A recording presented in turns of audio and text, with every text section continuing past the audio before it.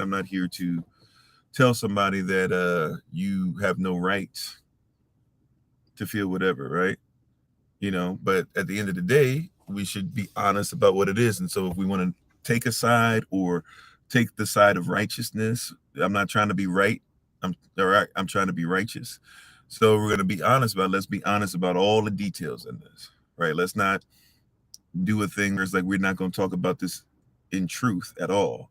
We're not going to talk about this as far as why some people get to this point at all, right? But let's also not deny certain things. For example, when CBS comes out and puts out a statement saying we're ready to worship, we should possibly say something might be wrong with that, right? I'm just, you know, and even they realize that something's might be wrong with that because they took it down, right? So we have to say to ourselves, something might be wrong when somebody's saying we're ready for worship. Worship is an interesting word to use, right? How you doing, Sister Cynthia? Thanks for being part of the community, Kathy. I apologize if I don't hit all the comments and stuff like that. We got a lot coming in, but we appreciate all of you for coming on. And and so if we're gonna get a statement, we're ready for worship. What are we doing with that word, right? Right now, so and when we choose specific people to do what they're doing, we got to ask ourselves, what do we mean, right? You said, did they really post that statement? Yes, they did. Yeah, you can go and look on any news fashion, no matter which side of the aisle that you're on, right? Because also too, a lot of this becomes political, and I'm not a Republican or a Democrat, so it helps me to be able to see a lot of this stuff a little different. You said Jay-Z and the Last Supper was a hit to blasphemy for sure. Yeah, and Jay-Z has stuff where he does devil worship and stuff like that in his stuff. Don't forget that when Black is King is there, Beyonce was saying the whole time that, like, forget what the Bible says. You're more than the Bible. You're more than this. So it's not just a white person thing. It's not just a we hate people thing. It's not just if you're LGBTQ plus. Devil worship is devil worship, right? Like at the end of the day, devil worship is devil worship. I think we need to ask the question. See, look, if you're LGBTQ plus, right? And thank you for the love. I appreciate you. Appreciate you very much, brother. Thank you. Devil worship is devil worship.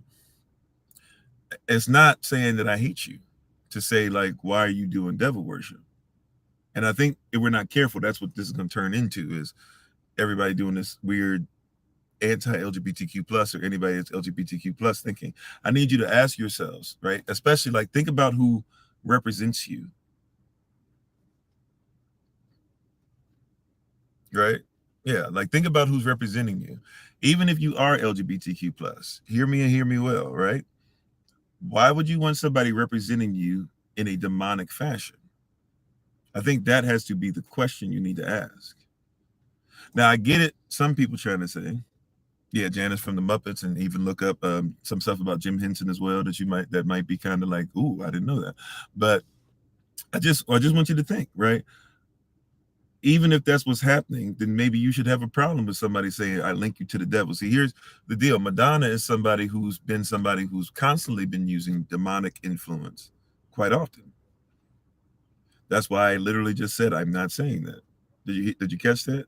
People don't get that at all. I literally just said, I don't have a heaven or hell to put anybody in. What I'm saying is, you need to ask yourself, if somebody's representing you, why are they linking you to the devil? That's what I said. And we're so quick. See, we got to get all the place of moderators help me today, because there's going to be one that's tough. Right. That's why I prayed about it and took my time with it before I came up. I'm trying my best to make sure I'm respectful, even though the language that's used, right? Because I don't believe that just because somebody's dealing in homosexuality, that means that they are into devil worship. Even if I don't agree with it and I believe they can come out of it, it does not mean that they automatically have to go to hell. They can, in fact, change. I believe they can. And even if they're dealing with some sin and they don't end up dealing with that, that's when the Most High has to come in and judge according to his righteous standard. It's not my standard. So I'm not going to pretend as it is, or pretend like I have to make a decree as to whether somebody's going to heaven or hell. That is not my standard. I live by the standard, And if somebody doesn't live by it, there are things that the Bible says about it, and I believe that you should ensure. You said I'm so wrong and cruel. Okay, well then block me. That's okay. Have a great day. Right? But I'm here to tell you a perspective, a contextual facts. I'm not gonna give you facts without context. I'm gonna give you context without facts. Has Madonna not been somebody who's done some really wild stuff for years and years and years? Am I making that up? Did she not show up to make sure that she had the, I mean, look at what she's holding in her hand. What do you think she's holding in her hand? Even the word sin means to miss the mark. That's what sin means. It means to miss the mark. You're aiming for the target and you shoot, but something causes you to miss. You can miss intentionally, you can miss unintentionally, but if you miss the mark, you miss the mark.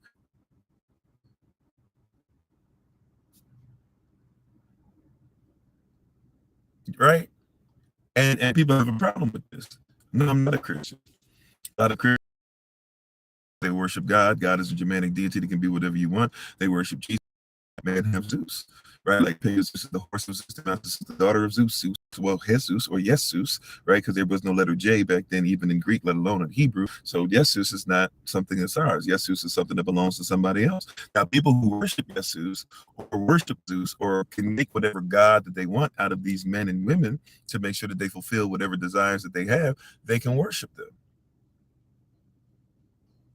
Right? Yeah, if you feel Zeus is real, then that's your thing. But I'm just trying to tell you, see, today it's something where people can't talk about it because they have you so emotionally unstable, right?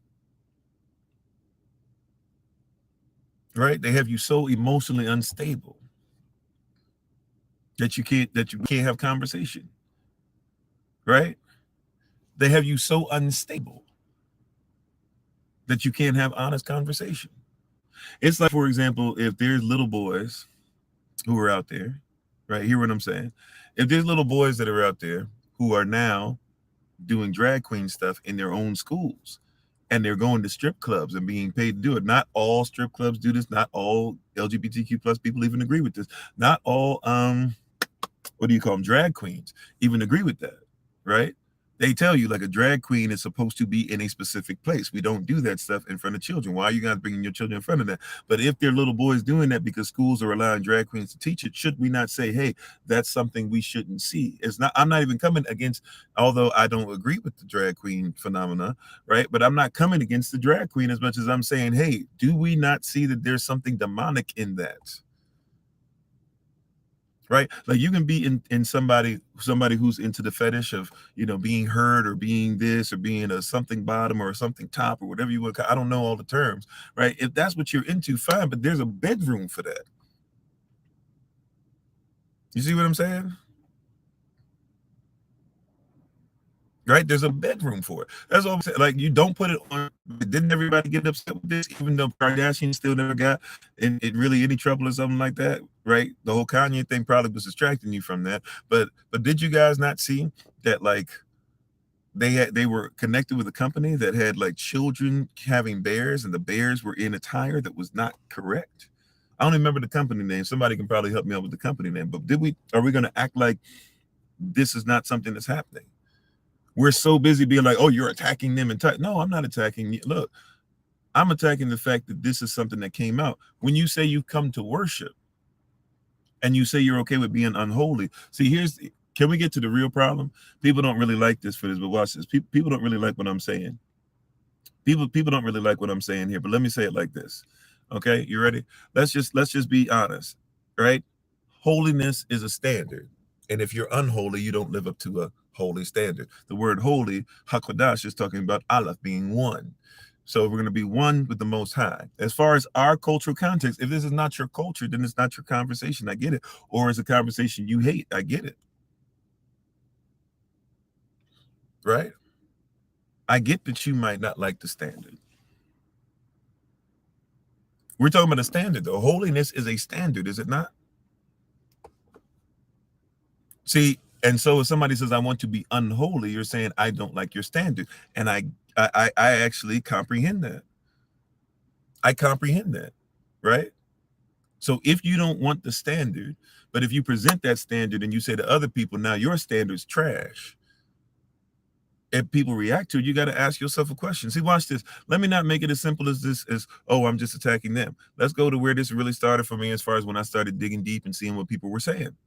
You have somebody like Kirk Franklin who comes up, who just finished saying the lion and the lamb will lay down to the goat.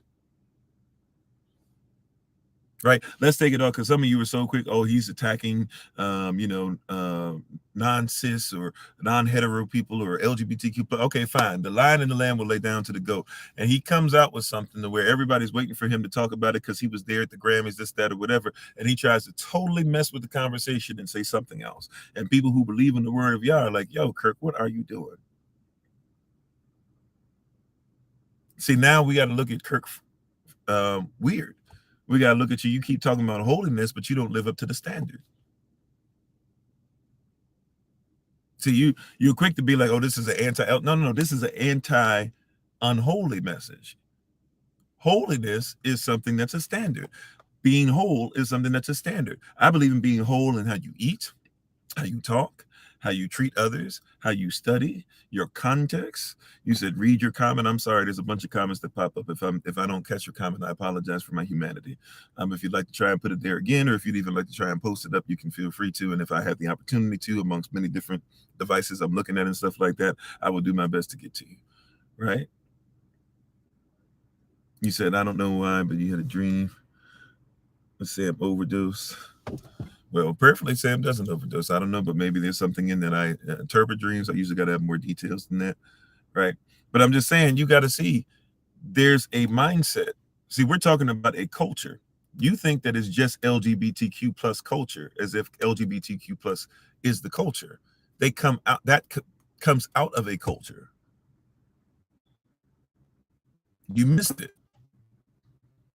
The culture is not LGBTQ plus. The culture is Western Europe, Europa. What does the word Europa mean? Anything that belongs to Rome. You're dealing with romantic Greek, Greco-Roman culture.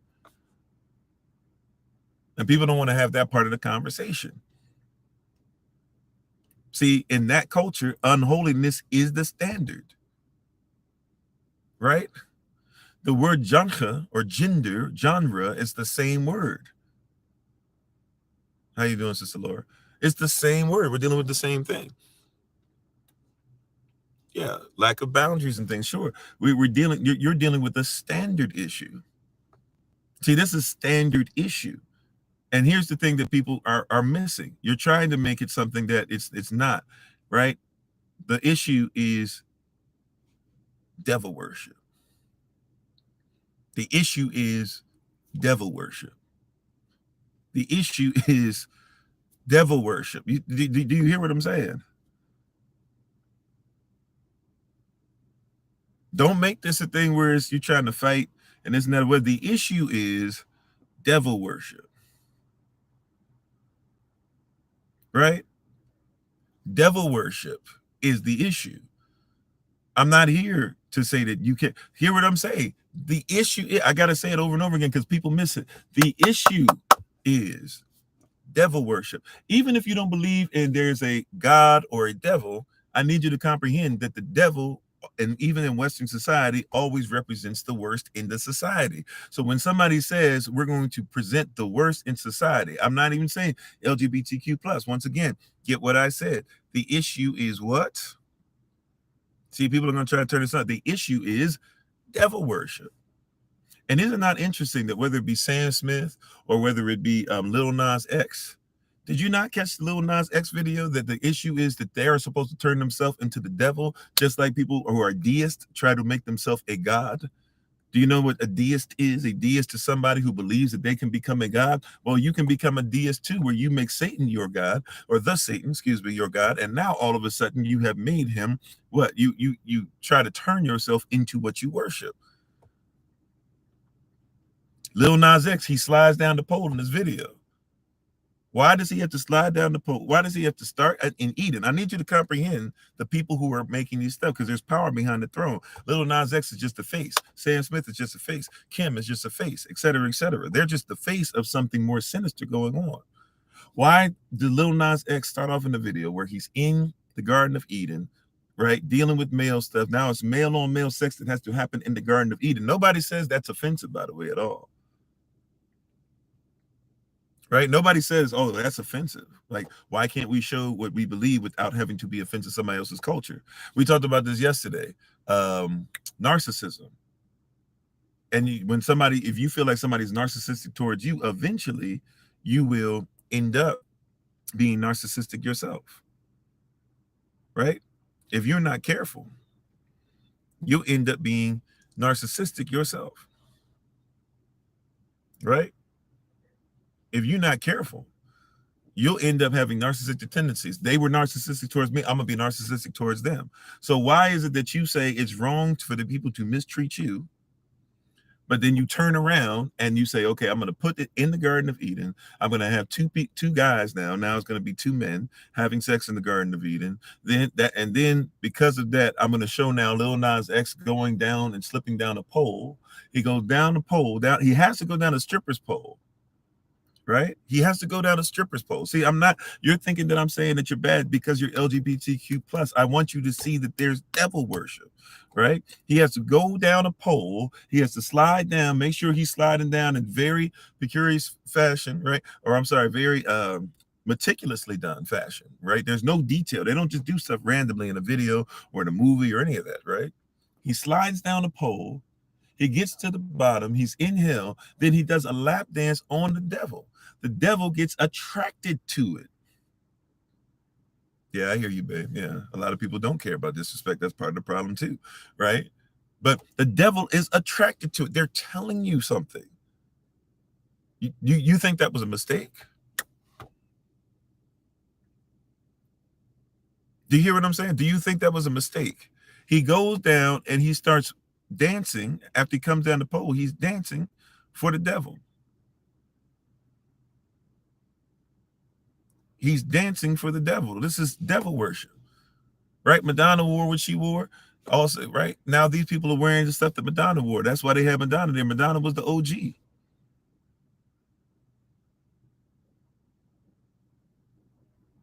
Right? This is devil worship.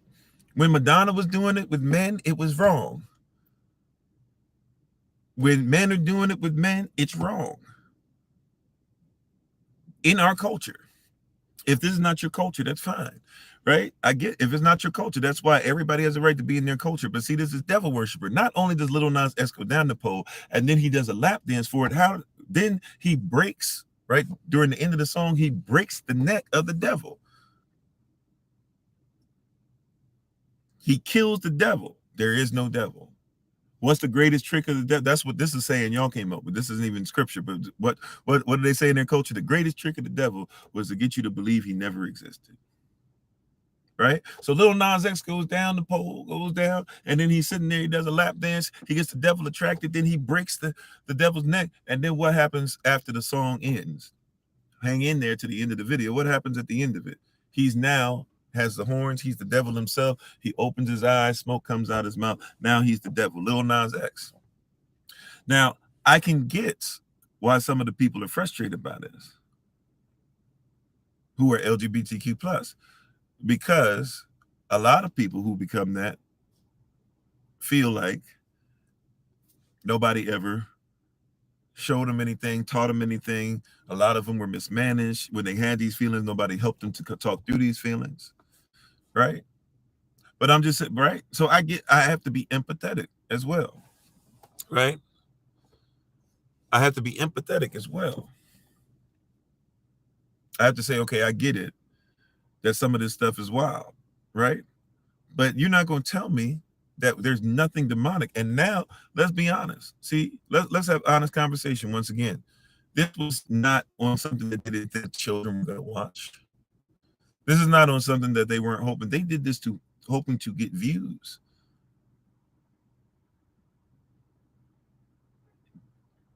Okay, if Lil Nas X is your goat, then that's your goat, right?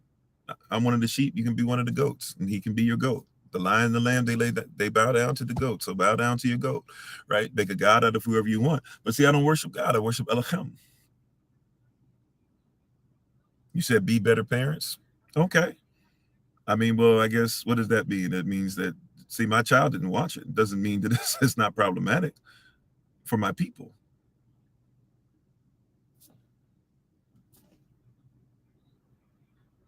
I mean, be a better parent, okay? Like, what does that do to me? My child just went through his homeschool review yesterday and passed with flying colors because he does stuff that a bunch of adults don't know how to do. And the homeschool teacher was like, "Oh wow, you teaching me stuff today about what you teach him." So, and he's 7. So, do with that what you will, right? My parenting has nothing to do with me talking about righteousness and evil. And praise y'all for my wife who did an excellent job with all that stuff, right?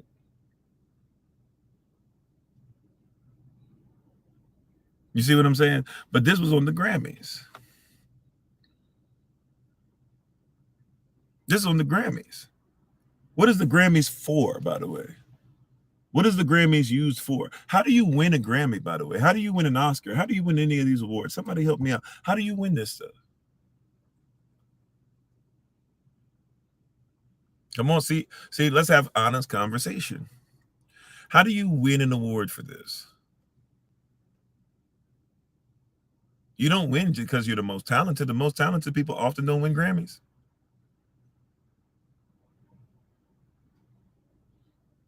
You buy a Grammy, you buy an Oscar,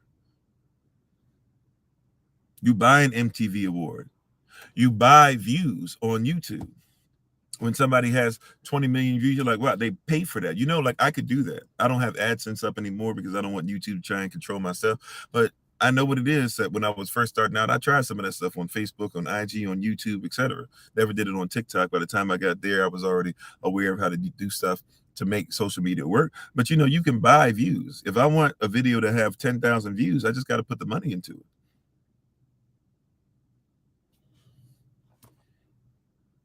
Right? Mariah Carey, when she had the song, I forget which song it was, which album. I think it was the Butterfly album. You know, the Butterfly album didn't really do that well. No, not the Butterfly album. Whatever album came after that, it really didn't do that well. Y'all know that, right? But they paid for it to be on shelves. And so if you went to certain Walmarts and things like that, you would see that there'd be a bunch of her albums sitting there. Nobody was buying them, but she had all these record sales. They paid even for their own album to buy it back because they couldn't make it look like she was a flop, especially because she was married to the guy who was head of Sony at the time. It was called Glitters. That sounds familiar. Yeah, that might have been it, right? But that's album did not do well. And there's a lot of albums that don't do well. Or somebody can have like you ever sat there and you've been like, wow, how are there all these one-hit wonders? Because somebody takes a song and they basically just pay for it to be everywhere. They pay for it to be for you to see the pictures on every bus, to see it on every train, to see it on every billboard, to see it on your televisions. Now you see it on social media. Somebody pays for those spots.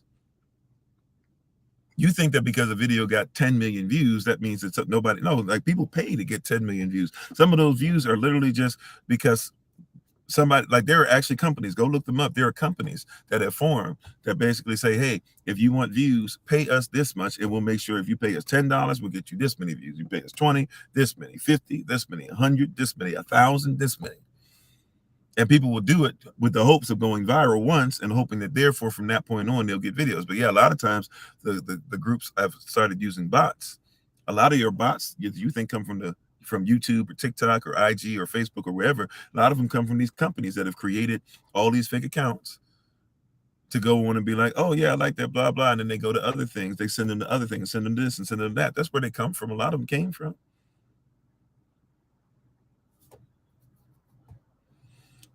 And by the way, that performance, guess who it was sponsored by? I don't even know if you'll be able to see the whole picture if you're on TikTok, but it was sponsored by Pfizer. Somebody paid for that. You know that's how the industry works, right? Thank you for the love, appreciate it. Like you know that's how the industry works, right? Like somebody pays for that. Pfizer paid for that. That wasn't just a random thing, a random occurrence.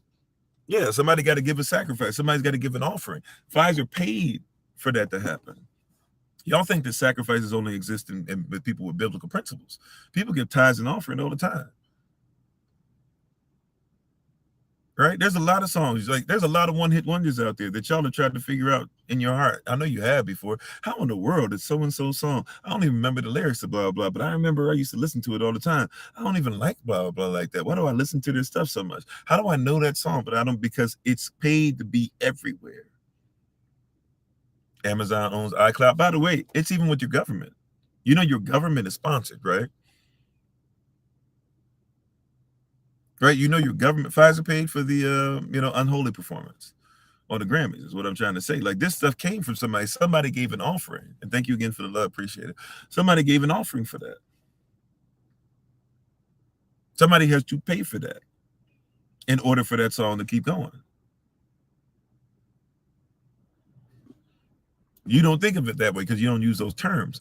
But the same way somebody says, the Most High says, bring ye all the tithes into the storehouse that there'll be meat in mine house, so he can go ahead and make sure that he gives it out to his people. The same way are these gods who say, hey, if you want this stuff, you got to give me all the meat in my house. So then when I decide what I'm going to do with it, I will give out meat. I will give out rewards. I will give out houses to whoever I want. Like, a lot of these people, they don't even own their own homes. Right, on these 360 deals. That's why you can't get frustrated when you have a Kirk Franklin that won't talk about the truth, because he's in the same culture. He's not going to talk about, hey, should we worship this or worship that, or was it wrong for somebody that? He's not going to do that. Why? Because if he talks about that, the people who own the worldly music own your gospel music, Godspell. And look, there's stuff that Kirk has that's hidden that I'll play in a heartbeat. Real talk. But I also have to compartmentalize. Kirk, you ain't living right. And people take this and they go, oh, see, you're talking about unholy. You're talking about LGBTQ+. No, devil worship is devil worship. That's what the point is. In my culture, if it's wrong, it's wrong. Cheating on your wife is wrong, right? Period. Cheating on the Most High is wrong, period. You know what I'm saying? Now you're doing Kofi, right? Cheating on the Most High is wrong, period. Is not LGBTQ+. See, and that's the problem, is we don't want to address it where it is.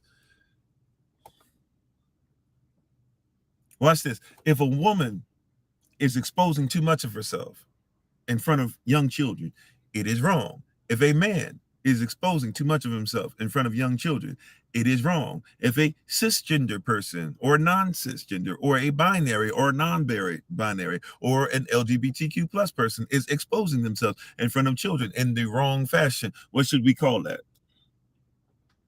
Why is that all? See what I'm saying? I don't care who it is. Be careful that you're not arguing something that you're so emotionally tied to that you cannot see correct from incorrect. You said bashing others with judgment? Sure. Where have I judged somebody to say that they're going to hell because they're LGBTQ+? Or do you think that saying that somebody should not be worshiping the devil, especially if you're in a culture that says the devil worship is wrong, why is it more important to worship the devil than it is to worship the Most High? Tell me where I've judged somebody. I've literally said I don't have a heaven or hell to put anybody in. You have to find me where I'm wrong. Show me where I'm judging you. Now, if you're saying you feel judged, okay.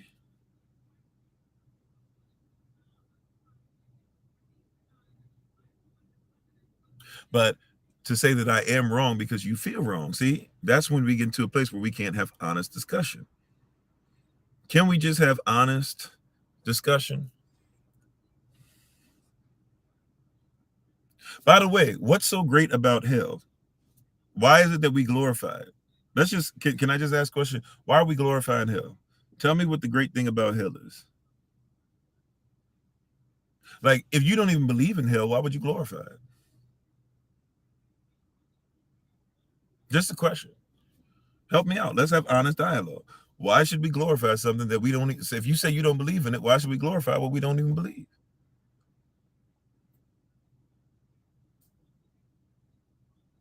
Like, I understand the emotion is a reaction to your belief. Your belief is based on your culture, right? So in your culture, why do you get so emotionally tied to believing that it's okay to represent something that is evil?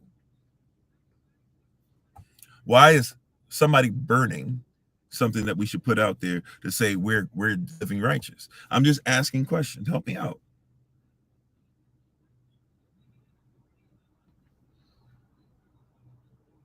right?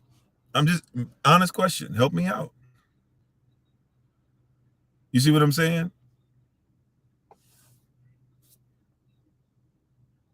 Thank you, Scenarios. Appreciate it. Yeah, there's a lot of people that are not what we would call straight, I guess, right? Or cis or whatever.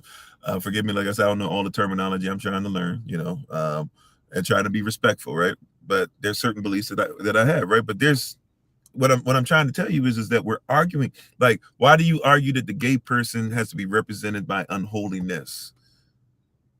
Now I get the conversation that we would have to have too, which says, hey, okay, if you're gay, you're living unholy.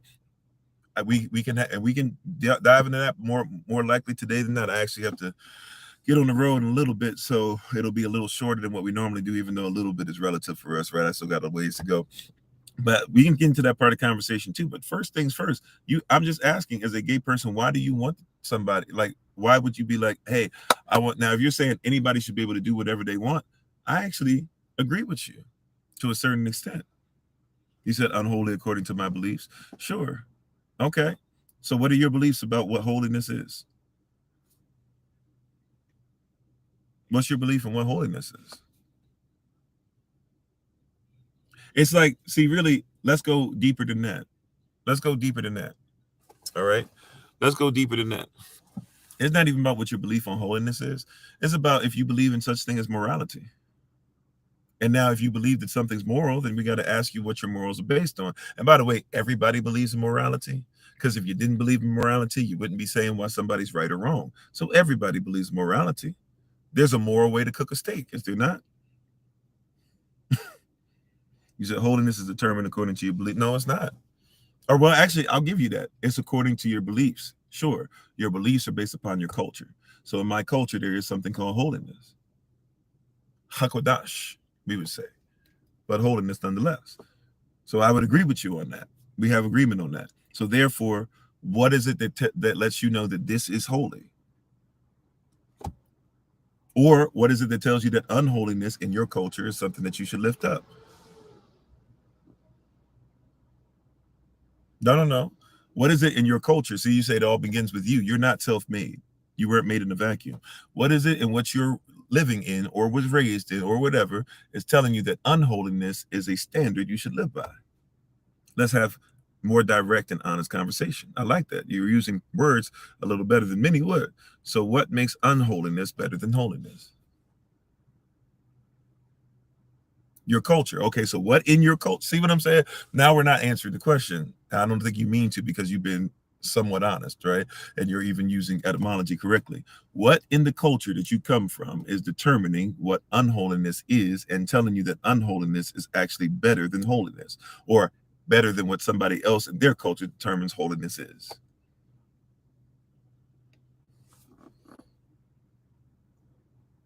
Like I'm not mad at you. I'm asking genuine questions, right? Your morals. Okay, so what is once again in your culture? What is determining your morality? We don't want to talk about the culture. Are you getting it yet? Culture first. A kingdom has a culture. Democracy, even though you don't live in one because there's no democracy in your constitution, right? But nevertheless, democracy is a culture. Christianity is a culture. Sure, I'm not a Christian, but I get you. I know what it is to be Christian. Christianity is a culture, right? That's right. Christianos used to be people who were actually looked down upon because people thought they were crazy because they mixed and matched so many different things. And so there's a lot of people still holding Christian values while saying they're non-Christian, worshiping the devil, not realizing that you're doing the same thing, mixing the iron with the clay. Daniel chapter 2. So once again, what is it that is informing your morality?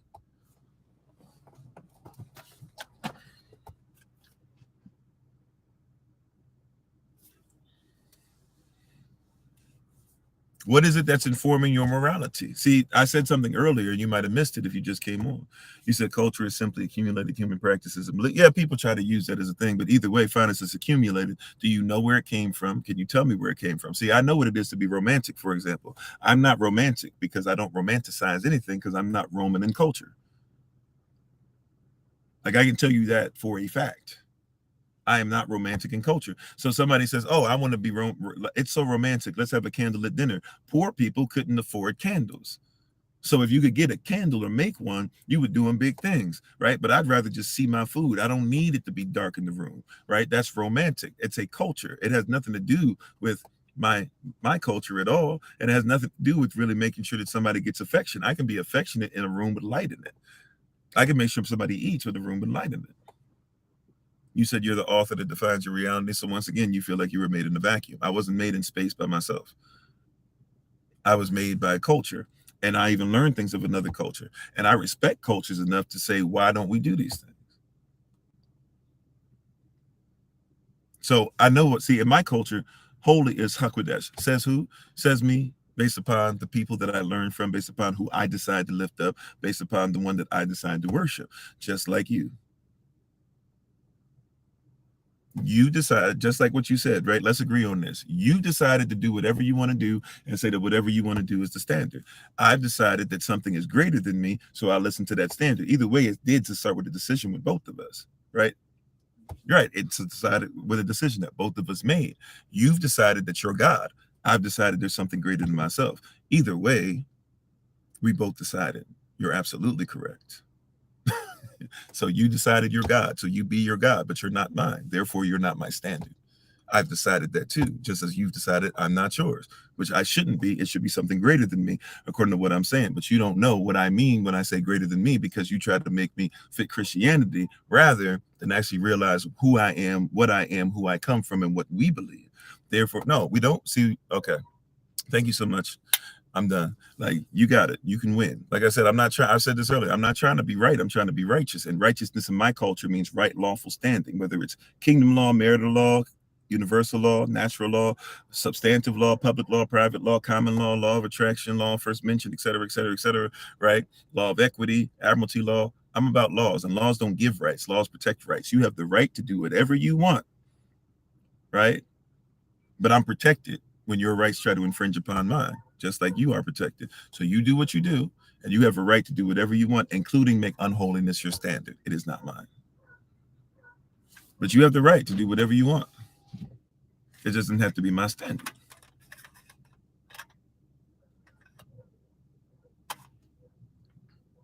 So thank you, thank you. But you have the right to do whatever you want, right? Because it starts with you. So you do you.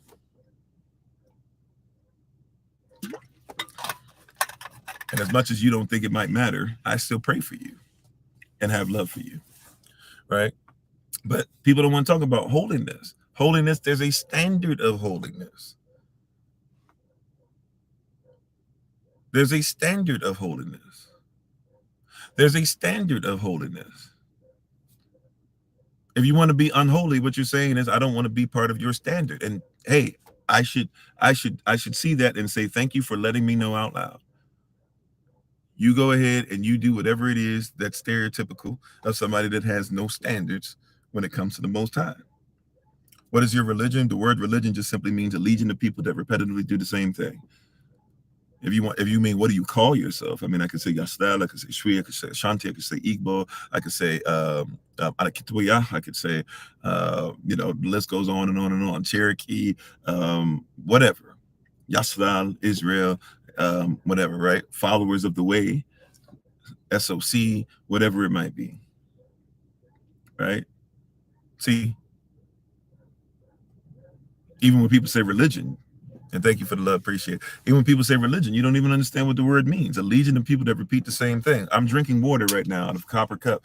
If there's a bunch of people that drink water out of the copper cup and they do it every day, then that's a legion of people that do it. By definition, we would be a religion. What does that have to do with my belief, though? Why do I believe that it's okay to make sure that I do this religiously? It's a different conversation. How you doing, Hidden? Right? It's a different conversation. It's so odd that people won't even listen. The same people that say, you don't listen, you're this, you're a narcissist, blah, blah, but you won't listen. When did I say that you're going to hell because you're LGBTQ plus. When did I say that Sam Smith is going to hell? When did I say that Kim Petras is going to hell? When did I say that?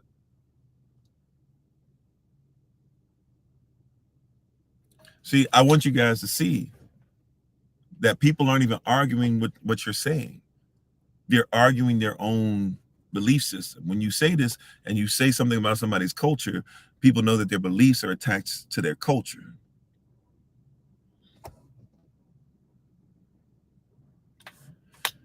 No, or I don't know. Once again, I don't have a heaven or hell to put anybody in. See, people keep trying to put me in a box. I'm not the most high, so heaven or hell is not my decision. You see what I'm saying? I've said that over and over and over, but people aren't going to hear that because their first response is, I got to get them into this left versus right debate, this LGBTQ plus versus the world debate. Why? Well, if you're black, why don't you comprehend that we're marginalized people just like you are? So you got to hear all this stuff, and it's like you're going the wrong place. Devil worship. Stop trying to escape. Like, stay there for a second. If you want to debate, let's debate that. You said religion is the first tool of colonization. Okay, sure. Before there was colonization, then there was religion.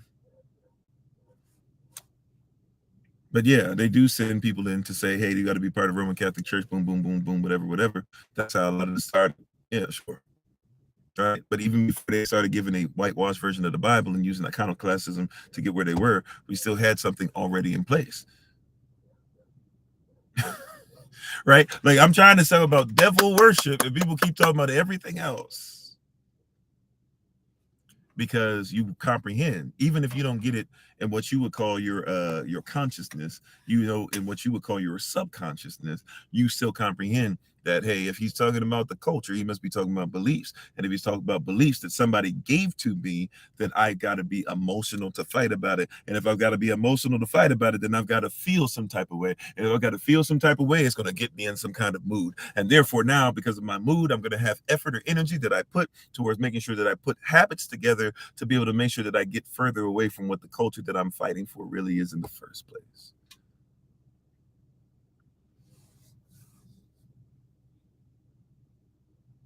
Unholy. By the way, unholy, if the word holy, hakwadash, means alav or one, then unholiness means more than one.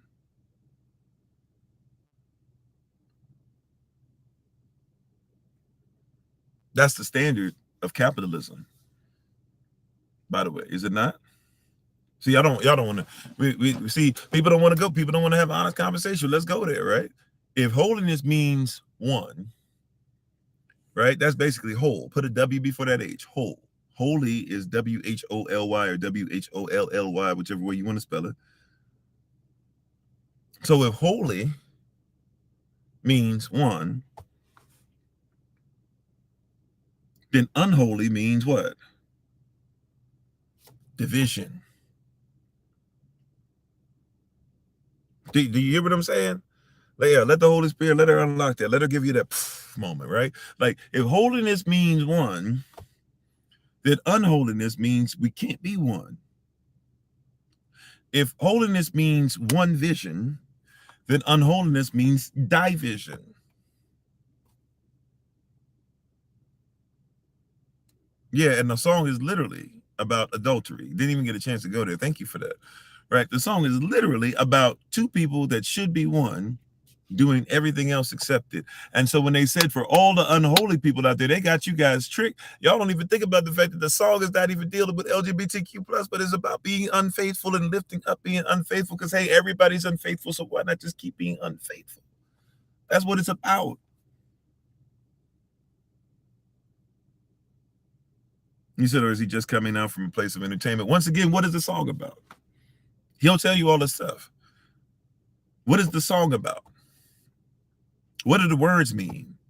When your children are singing the song, which you don't think that they do because you got them so buttoned up as if you didn't listen to stuff your parents didn't know that you weren't listening to. You weren't talking about sex when children were teaching you about sex, even though you never knew what sex was. You hear what I'm saying? What is the point of this? Unholy, right? And you got so many different people in so many different places splitting this whole thing. What they did, they knew it would get you to be unholy, not to be one, to be split up. They did it on purpose.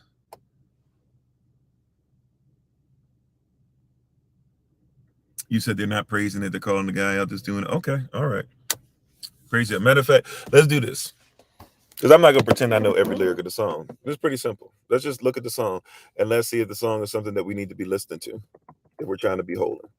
If the standard is holiness, let's just look at it, right? I mean, that's pretty simple, right?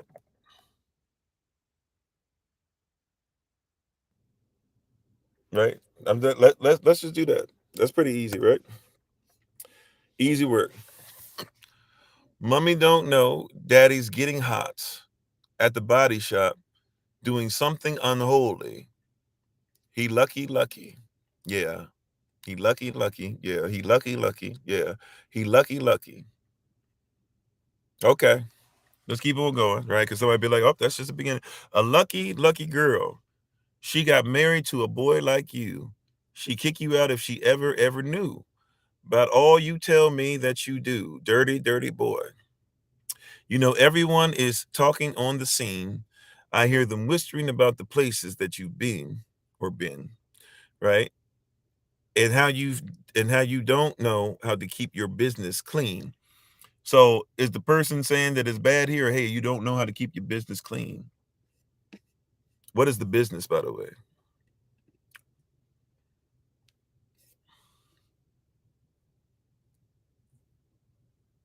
You said if it's unholy, why am I promoting it? Oh yeah, that's the whole argument, because if you want to get rid of racism, don't talk about it, right? Right. Because you created racism. So therefore, if you just stopped talking about it, it wouldn't exist. I mean, if you just said yes, the boss, and just kept on dancing on the floor, I mean, racism would go away, right?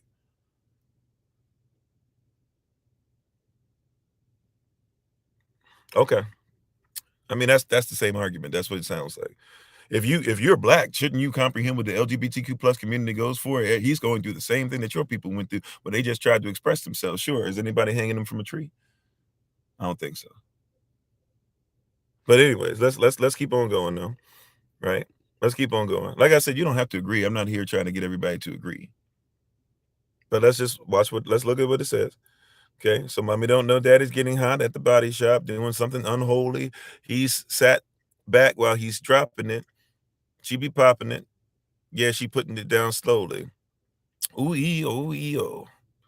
He left his kids at hoi home so he can get that. Mommy don't know daddy's getting hot at the body shop doing something unholy. Daddy, if you want it, drop it, Addy. Give me love. Give me Fendi. My Balenciaga, daddy. Right? You gonna need to bag it up because I'm spending on rodeo. Now, I could keep on, in all honesty, at this point, it's getting to a place where I think we know what this is about. Now, somebody will say, "Oh no, well, you're making this up, or you're taking too much time on it, or you're doing this, or you don't know what it really means, or you don't really care, and blah blah this and that, or whatever." Okay, okay, okay. I see the argument, right? Right. Here's the deal. Let's just even do this because we try and talk about being holy. Question for you: if we're saying that they're not talking about anything really unholy, and they're just trying to call out sex and blah blah, and they're not trying to lift up any of this stuff or whatever. Question for you: what in the world are dressing like a devil and making sure that they were doing all this, and the one that identifies Kim, that identifies the trans woman, right? What in the world with her being in a cage and doing all that has to do with somebody in the body shop doing that, cheating, blah blah blah? What is did you see the video, by the way? Did y'all see the video? A lot of you talking like, if you saw the performance, did you see him come out and and when the music started and stuff like that, and they started bowing down and going around like this? Did you see that? Like, what does that have to do? If you're saying it's just he's trying to say don't cheat on a woman, what does that have to do with the song? If I'm wrong, if I'm completely out there, I'm just making something up. Like, why are we just trying? See, look, once again, if your goal is to say that I think you're going to hell, right, because you're LGBTQ plus, you come here for the wrong discussion, because I don't have a heaven or hell to put anybody in. And the Bible says that it's not his will that any would perish, that all would have everlasting life. He wants everybody to try and get it correct, but it doesn't mean you get to do whatever. This is like even with Christians that try to come along and sprinkle some Jesus on it. I can do whatever I want. I can go to the club however much I want. I can call them the wrong name. I can do all this other stuff. I can do everything. But hey, I confess and I believe. That's all that matters. I don't have to read any other part of the Bible. I don't have to live by anything. I don't have to respect anybody. I don't have to respect God's word. I don't have to pray correctly. I don't have to do anything. You said, oh, also the Bible is man's interpretation, is not actually the word of God. It's not the word of God, because God is a Germanic deity written, made up by somebody else's Germanic deity. You can make a God whatever you want, just like Jesus is in his name. Now, if you're going to talk about the Bible as man's interpretation, well, you have to ask yourself, what does the word interpretation mean? Interpretation from a lawful meaning, which, by the way, the Bible is law and case study. So you got to know how the law works. So if you're going to talk about interpretation, interpretation is based on who wrote it, when they wrote it, how they wrote it, the language they wrote it in, what they meant at the time, et cetera, right? And so you have to then say that's what they meant by it, not by what you want to try and reinterpret or knock somebody else's interpretation, but you have to actually go by the interpretation of the one who wrote it. And since you are more likely not the one that wrote it, or you are not the person who even has the culture of the person who wrote it, you can't even tell me what's interpretation and what's not, or else you wouldn't talk about God. Now, if you worship God, then we got to figure out which God you're talking about, because there can only be one Elohim, but there could be many gods. So you have a lot of interpretations going through your mind, right? You have a lot of interpretations. And what you're used to dealing with, right? How you doing, Sonia? What you're used to dealing with is a bunch of people who have a bunch of different interpretations and telling you this, that, and the third. But I don't have a bunch of interpretations that I try to put together. I have one. Once again, it's called holy, whole, olive, one.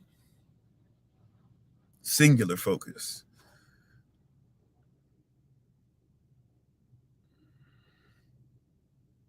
Right? Singular focus. One. You're telling me about a bunch of different stuff, try to put it together. Iron meets clay, Daniel chapter 2. You don't know how to interpret that, but you're doing it. You don't even know what that means. I'm not romantic in my viewpoint. I'm very Israelite focus.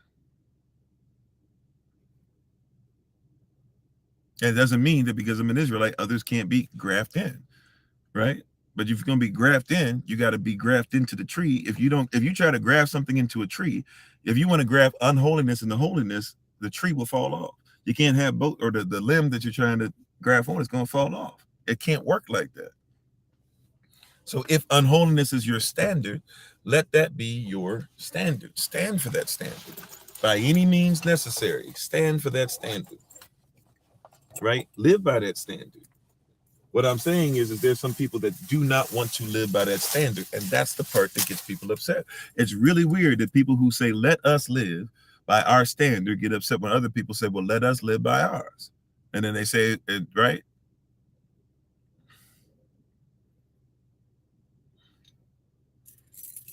Jesus isn't God. Jesus can be a God, because Jesus is, in fact, half man, half Zeus. You're still talking about somebody else's culture. Now, if you're trying to talk about Yeshua or Abba, La Adbar, then that's a different conversation we can have. But you're not even speaking correctly in culture, right?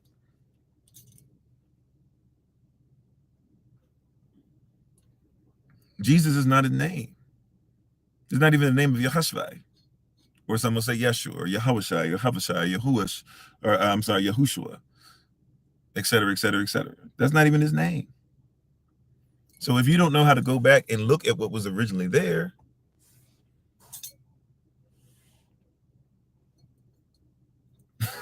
you see what I'm saying? So if you don't even know how to go back and look at what was originally there, how are you going to do this? Right? We having a conversation about something you're not even culturally accurate in. No, they can't be the same thing. You don't see. Watch this. Culturally speaking, biblically speaking. You ready for this? Yahshua is hanging on the cross. Above him are three names. Two names are going to be in Greek. One name is going to be in Hebrew. It's in the Bible. Read your Bible. It'll bless you. Right? It says, here is Yahshua, Malak al-Abda. Right? Here is Yahshua, King of the Hebrews. Pontius Pilate put that up there because he wanted everybody to know who they were putting up there. He believed that Yahshua, Pontius Pilate believed he was who he said he was, but then he didn't really know the culture.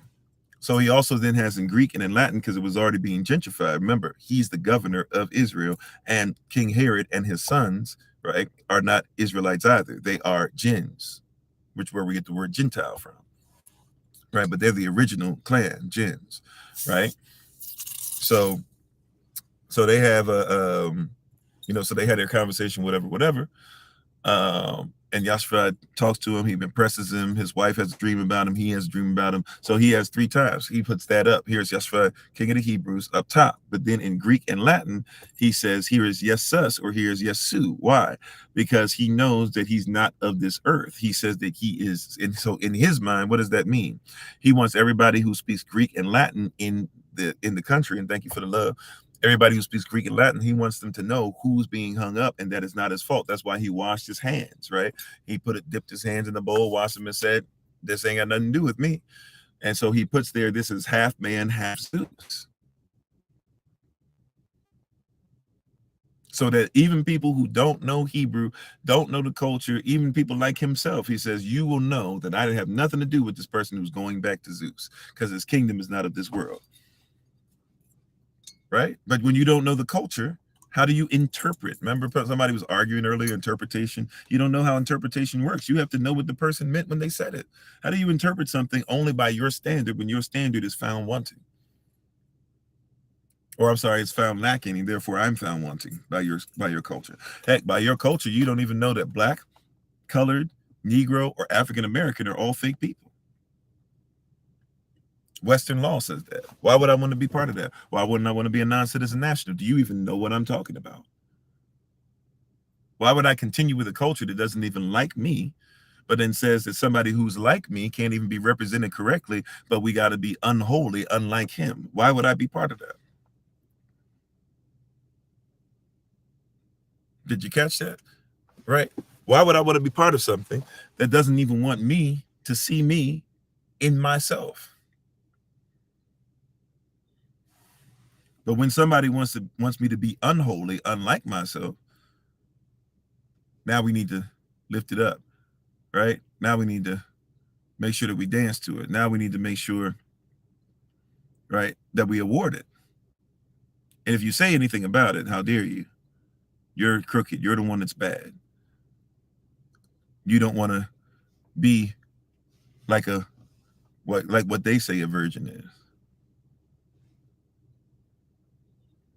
You can get upset all you want. I'm just asking. See, when I ask the question, when you can question what I believe, it's okay because you're unholy. That's your standard, right? You're supposed to question everything that I say. But when I question what you say, now my holiness is a problem. Don't you? I don't think you even see the issue in that, right? I don't even think you see the issue. Like you say you shouldn't bow down to the words that I speak, but you'll bow down to Sam Smith and applaud anybody who does it. That's odd to me. You say I shouldn't bow down to the Most High, but somebody bowing down to a man is okay?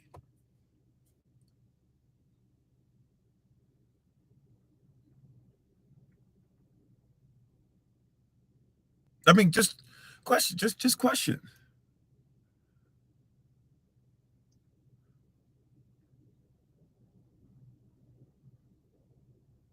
right? I mean, you say it's okay to bow down. You say you shouldn't bow down, and I agree with you. You shouldn't bow down to me. I don't want you to bow down to me. You think it's just a performance. Okay. Well, everything that we do, for every choice, there's an invoice. For every choice, there's an invoice. And if you're okay with the choice that was made and you're not going to look for the payment that's going to come out of it, then you do what you do. But every choice has an invoice. See, people don't like accountability. Every choice that you make, there's a payment due. Every choice that you make, there's a donation due. Right? Everything that you decide, there's a donation due. People don't even want to talk about the fact that if you want to talk about Madonna, what does Madonna's name mean? Where does that come from, y'all? You're so busy talking about, oh no, just somebody took. What does Madonna even mean? When you say Madonna and Christ child, you don't even know what that means. Where does Madonna come from? Those who worship Madonna, who do they worship?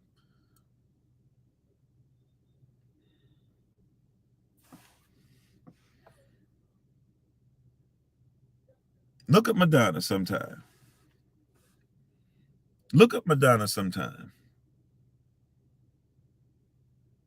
See, you're looking at the flesh. I'm talking about the actual, original deity. And now that deity has been taken on by the Christian, the Roman Catholic Church.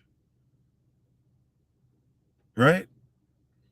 And they did that because in Rome, right, they started getting into what followers of the way did. Before it was called Christianity, nobody knew what a Christian was until way centuries after.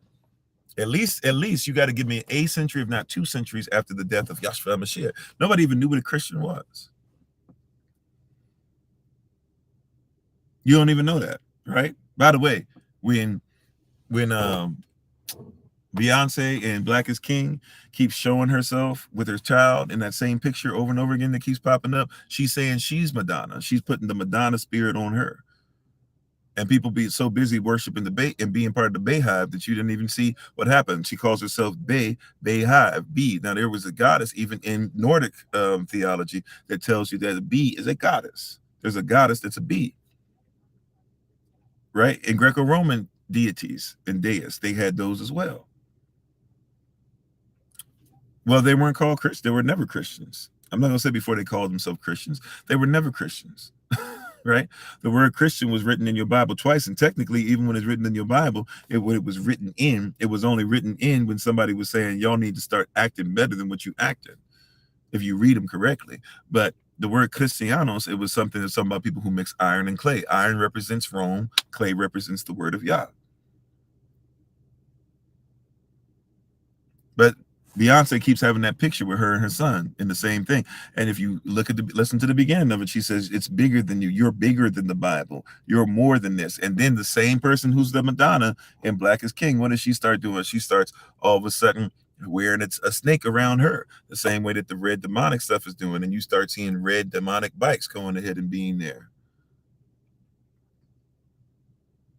By the way, there's Venus, who's very clearly in some places can even be interchangeable, but there's Venus that shows up too to a lot of these award shows. You're always going to see somebody in some kind of crown. You're always going to see checkerboard floors. You know that until 1999 and 2000, they switched it over to where they are now, where they do the Grammys. I'm sorry, the Oscars, excuse me, the Oscars. But when they do the Oscars and you see everybody on the red carpet and everybody usually wears red ties and they're usually wearing black, white, and red, some kind of version of that, or black and white, and they're on a black and white checkerboard and they have a sunroof and stuff. Well, before that, was made specifically for the Oscars. By the way, they have it outside in this thing called Babylon, Little Babylon, where they took the movie set from one of the biggest movies of all time. If you talk about get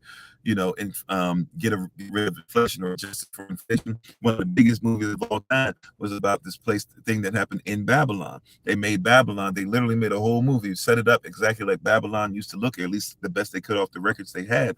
And they basically took that movie set, and they would have people, when the people are on the red carpet, they have places on there. They even have places where they talk about how to worship these gods, these deities, these spirits. They tell you outright, but you don't want to hear that because it's just a performance, right? By the way, Oscar is an old Babylonian god. You know that, right? Oscar, right? Like they worship it. CBS came out and tweeted, "We're ready to worship."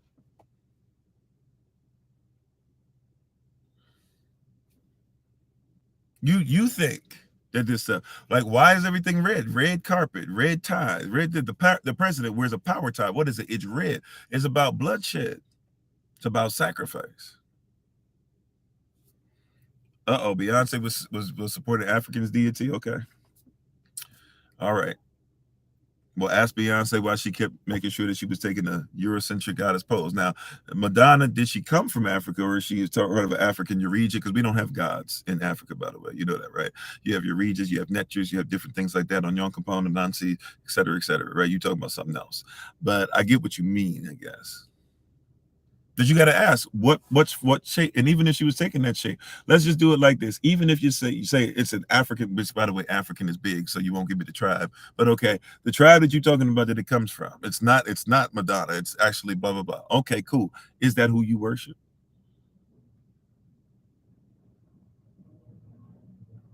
Is that who you worship? We're gonna try and find as many ways to support Beyonce and Sam Smith and Madonna and all the rest of them. By the way, Beyonce and Jay-Z's was on that list of names of people who went to Weinstein's Island. Is it Weinstein Island? Or was it the other guy? I'm sorry. Whichever island it was, where they were, sleeping with underage girls and boys. Her name's on that list too. It's been released. Epstein, thank you. So many of them doing such wild stuff. Epstein Island. She was on Epstein Island.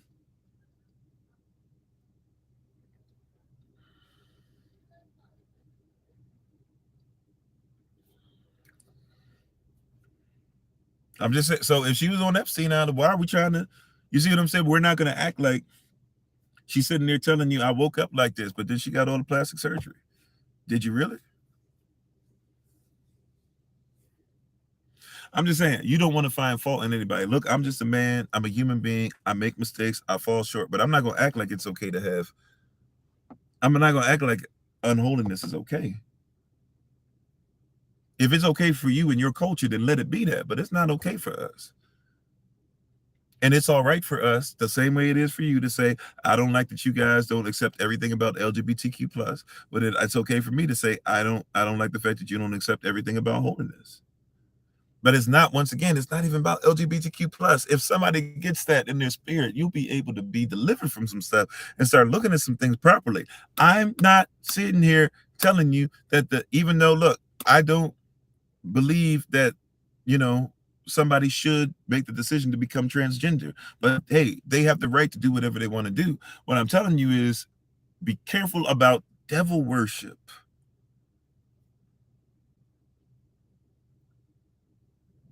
Be careful about that's what we try to talk about today.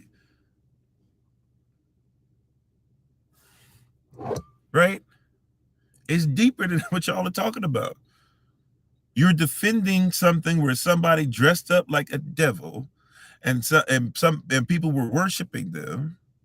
But you'll say I shouldn't worship anybody, but people are literally worshiping them on stage. And they basically brought out the OG of devil worship, who's afraid to even look like herself. Madonna, let's not act like Madonna out here just looking like her age. Kabbalism, y'all remember that was a thing with her for a minute? Some of y'all support it and still don't know what it is. It's Talmudic, it's Babylonian.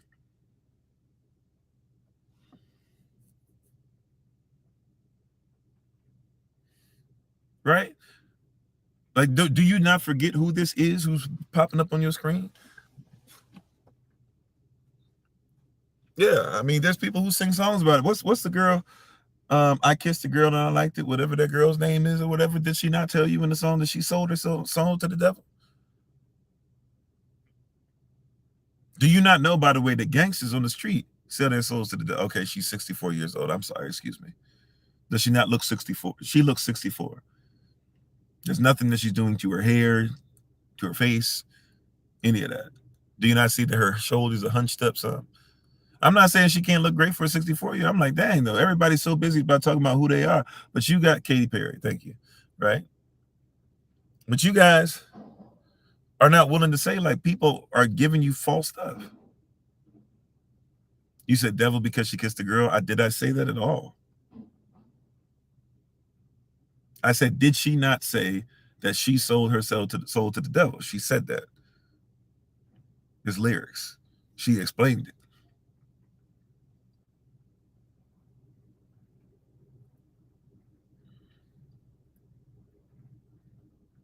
And all I'm asking you guys is, when are we gonna catch up and start being like, why do they keep equating that? If you're LGBTQ plus, as I said, fine. If you're LGBTQ plus, Why do you want people to keep saying that LGBTQ plus has to be equated to devil worship? You're missing it. You're so busy trying to fight me. I'm asking you why you're allowing people to make something that create something you have to keep fighting against. Jim Carrey was also on Epstein. I mean, there's a list, right? There's a whole list. We can keep on going further than that, right? What's his name? Stephen Colbert, who y'all love because he's so Christian and has Christian value, married to his wife. Stephen Colbert was on Epstein Island. Okay, there's a lot of them out there.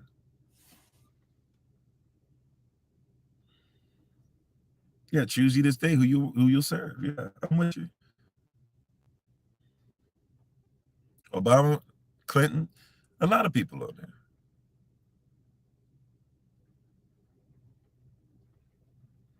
Wouldn't surprise me. I don't remember Chris Tucker's name, but then again, I haven't really read the whole list. The list is long. Yeah, I heard Trump and Trump's family was on there.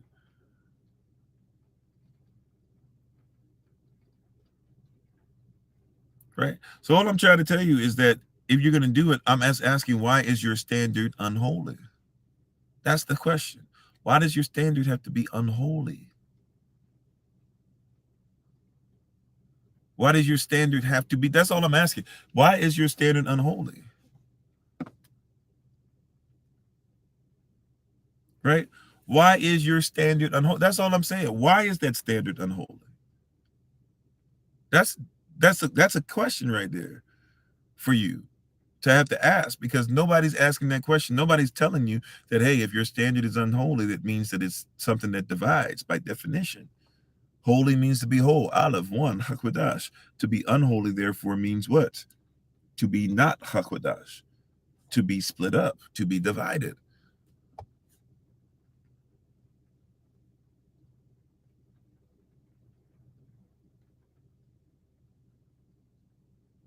Right? Like all I'm asking is, why is your standard something that divides? I didn't say, see, and see people get it. So you're trying to say my sexuality? No, your standard. Your sexuality comes out your standard. This is why people don't want to talk about culture. Your culture is there. Your culture is there. And somebody's saying maybe you should look at your culture a little different. You said, how do y'all love people y'all watched but never met? Oh, thank you, Sister Rachel. Right, your culture is the issue. The culture is the issue. The culture that says it's okay to keep doing that. Keep it going. It don't matter. Nothing to see here. Right? Like there's a culture. See, watch this. It's the same. I need you to see this. See, it's the same culture that says, watch this. It's the same culture that says, I need you to get this. The same culture that says, hey, George Washington's your first president is the same culture that lies to you and doesn't tell you that he had two favorite presidents before he was president. It's the same culture. It's the same education system that you're fighting for, that will allow people to dance in front of your children in schools without clothes on. Right? It's the same culture that won't admit to you that school didn't even exist until, I keep trying to say the Rothschilds, not the Rockefellers. It wasn't until the Rockefellers came and increased what Thomas Jefferson made for slaves to be able to teach your children that they might become 14th Amendment citizens, that they might be chattel slaves according to the 13th Amendment if they get locked up, and they would teach them how to go from prison, or from home to school to prison. They call it the prison pipeline. It's the same system. So I say that the system's wrong, and you're so busy because they got you emotional about one thing in the system, and you don't realize that the whole system is is unholy. It's not just it's not just two people that are unholy. It's the whole system that's unholy. It's the system that's corrupt. It's not just two people. There's a system of corruption here that has you fighting for stuff that you don't necessarily need to see. There's a system of corruption. May I even tell you something else? When Sam Smith did the performance, see, we don't even study symbolism that much anymore. But and thank you to everybody who's coming on for the first time. We appreciate you, right? Whether you agree with us, disagree with us, we just ask that you listen. We're giving context and facts. There might be some context. We don't believe in context without facts, facts without context. And if you disagree, we're not trying to get you to agree. We're just trying to get you to see something that maybe you never seen. You can hear something, digest it, and if you choose to keep it, if you choose to take the meat, spit out the bones, whatever the case might be, right? But Sam Smith, when he did the performance, he was wearing a top hat.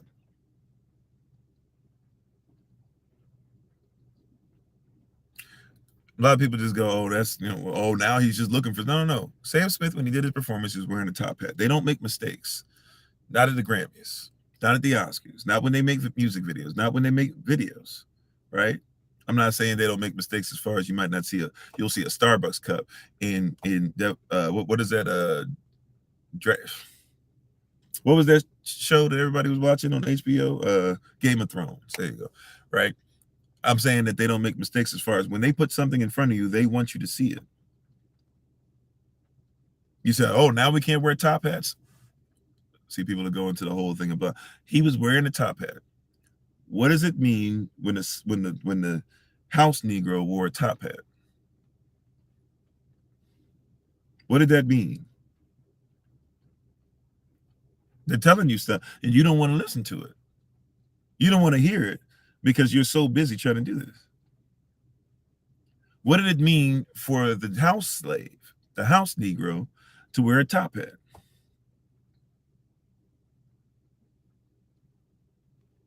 He was basically the same as an overseer. Remember, overseers and house Negroes were exactly the same. The only difference was that the overseer, if necessary, could whip the house Negro, and the house Negro had to say that he was better because he was white. That's why when the blaze happened on the house Negro fought harder to put the blaze out than the master did himself. Why? Because the house Negro had nothing to make him different than the field Negro outside the fact that he lived in the house with master. If the house burned down, master was still white, he'd be taken care of. But if the master's house burnt down, the house Negro had nothing to stand on anymore. But you must remember, even the overseers, right, the white house Negroes, right, and the house Negroes, the black overseers, they lived in the same conditions. Matter of fact, sometimes the overseers lived in worse conditions than the house Negro because the house Negro at least got to sit in the house, and the overseers who whipped the slaves lived in the same conditions as the slaves did. So they looked for anything they could to be able to say, we stand out. He's wearing a top hat. Y'all don't even see it because we don't look at culture. I keep telling you this. There's power behind the throne. You're clapping. You've put so much effort and energy. I get it. You're supporting Sam Smith. In your mind, that's what you're doing. You think you're supporting Sam Smith when the reality is that you're supporting whoever it is that tells Sam Smith, dance for me, boy.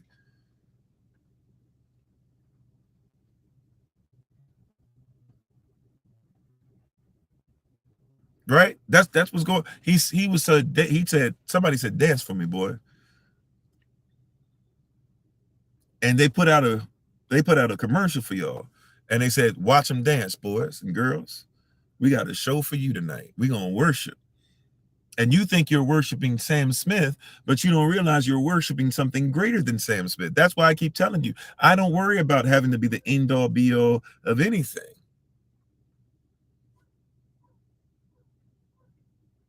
There's something greater than me.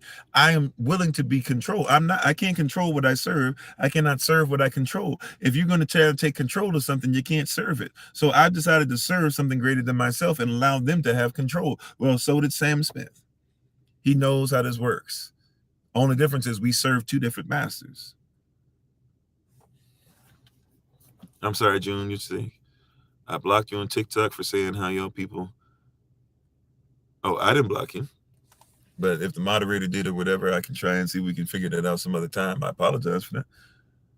Might have been accidental. I don't know what your name is on TikTok, so you can, in the description below, if you want to come on, you can feel free to go ahead and text me or whatever, and I'll try to see if we can find out a way to get you back on at some point. I won't be able to do it during the live. But thank you for bringing it to my attention.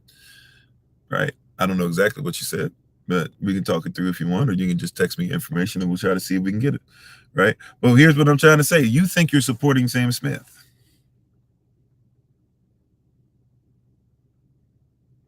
You're not supporting Sam Smith. You're supporting his master. His master put him out there.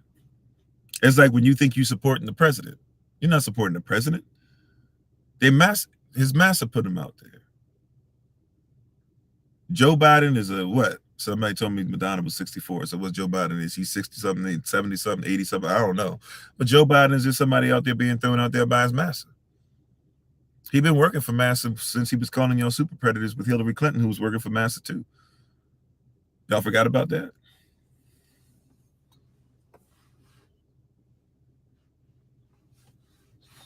Like I said, June, if you can go ahead and send me your TikTok name, or you can go ahead and look in the information in the description with the video. Feel free to go ahead and text me at the numbers that's on there, or email me or something, and then I'll do my best when I have a chance to. It's pretty difficult to go through and figure out all the people that get blocked and stuff like that. But once again, you can feel free to do that. Right? Sorry about that once again. Thank you for being on. Appreciate it. But yeah, so you have to realize every single president, there hasn't been one president that hasn't been a puppet. You said I'm a Trump supporter. Well, see, once again, they got you. I mentioned Biden. You go, you must love Trump. Every president, right? I'm also indigenous to the Americas, right? My people are. So we don't even call them presidents. We call them town destroyers. We don't even like to spend cash like that because they got town destroyers or slave masters on them. And we don't even really like Jacksons because Jackson is one of the worst things to ever exist for us as natives. But so you hear me say Biden, and what's your first response? Right? You hear me say Biden, what's your first response? Oh, right? You heard me say Biden. What's your first response to that? He must be with Trump because they got you so messed up. It's watch this once again. We just said this. Praise y'all. I'm gonna just repeat what the Holy Spirit already said. If holiness means to be one, then unholiness means to be divided. And when you're unholy, I can literally say the same thing that should cause you to be holy, one, but you will decide to be divided on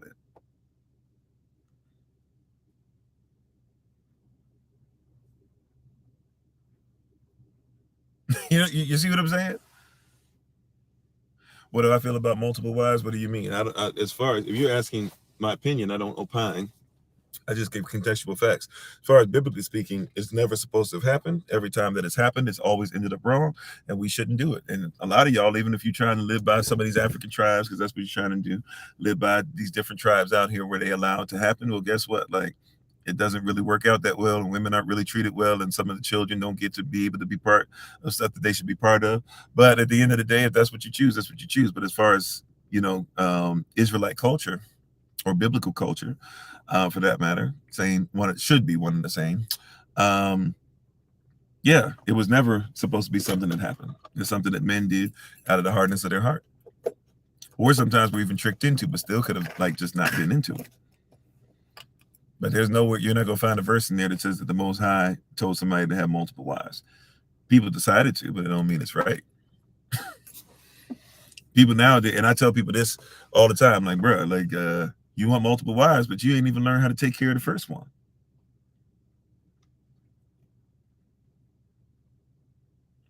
Right? But once again, that's somebody else. Right? That's somebody else's context. It's not ours. As we read about, like, remember we were reading over this, and somebody help me. What scripture were we in? Not John. 1 Corinthians chapter 11. Right? In the 1 Corinthians chapter 11, the day before we talked about uh there's so many different things we talk about, y'all. I'm sorry. But anyways, it was Tuesday. I know that. Or Tuesday when we talked about 1 Corinthians chapter 11, and it was talking about the woman with her head covered and all that. And after we got through all that, we had to show you he wasn't even talking to Israelites. He was talking to Corinthians. Corinthians, the people of Corinth, had a different custom. So when it starts talking about their head being covered, even though we had sisters that covered their head, it doesn't really have anything to do with us. Paul even says that is not even an Israelite custom. It's not our custom. Amen. Praise y'all, Sister Rachel. I saw it. Right? It's not even our custom to do that. Oh, thank you for helping out, Minister Tamara. June T. Minister Tamara's trying to get you back on for us. If you see her over there on YouTube. See, it's not even our custom, but you're arguing something that's not customary for us. Once again, because you have your standard is not holiness. Once again, and somebody brought it out earlier. What is our standard? It's about, it starts with you. See, this is why when somebody asks about our standard, you don't realize it starts with something that's supposed to be part of your culture. You don't have a culture that you hold to be your own, that you appreciate for yourself, right? This is why Kirk Franklin is going to come out and is going to make sure he shies as far away. He's going to get as far away from being able to talk about what the word of Yah says concerning being unholy. What? That's like, if you, he literally was on there like, oh yeah, I don't want to talk about being holy. How you doing, Brother Tracy? I don't want to talk about this, and I don't want to talk about that, and you got to comprehend blah blah blah. And you got to recognize that we're not even together on this. We're not together. He was going to say as far away from it. Why? Because he doesn't know the standard. And we keep talking to people and listening to people and acting like we should be around people who do not know the standard. Right? You think that all skin folk is kinfolk. Right? You think that all Israel is Israel. And you don't have that in there either. Just like Israel must first be sealed, right, in order for stuff to be happening. But you think that everybody's supposed to just be in here. You think that all skin folk is kinfolk. Hey, Kirk looked like us, so he must be us. Kirk makes me dance.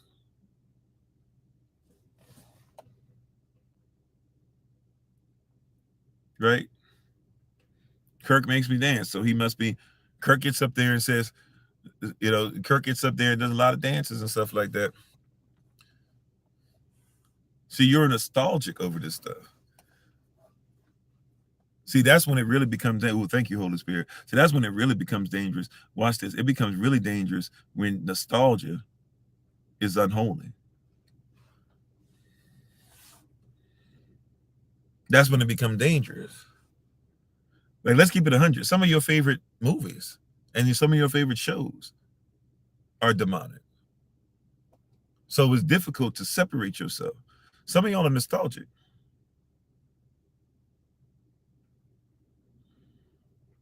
Right? So when he says the lion and the lamb shall bow down to the goat, it's hard for you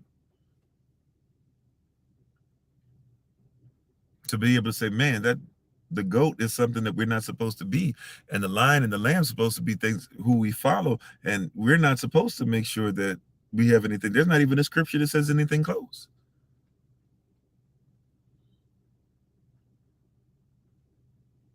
You said, so people aren't allowed to ask for resources to learn and read on our own. Whoever said that? See, don't get so emotional that you start now you got to make up something. You see what I'm saying? If you're not careful. Nobody said you can't look for resources. Nobody said you can't challenge it. Nobody said we haven't given resources. We just have this thing in our head. We got to be careful because we get emotional because somebody's saying something about our culture that we decide to participate in.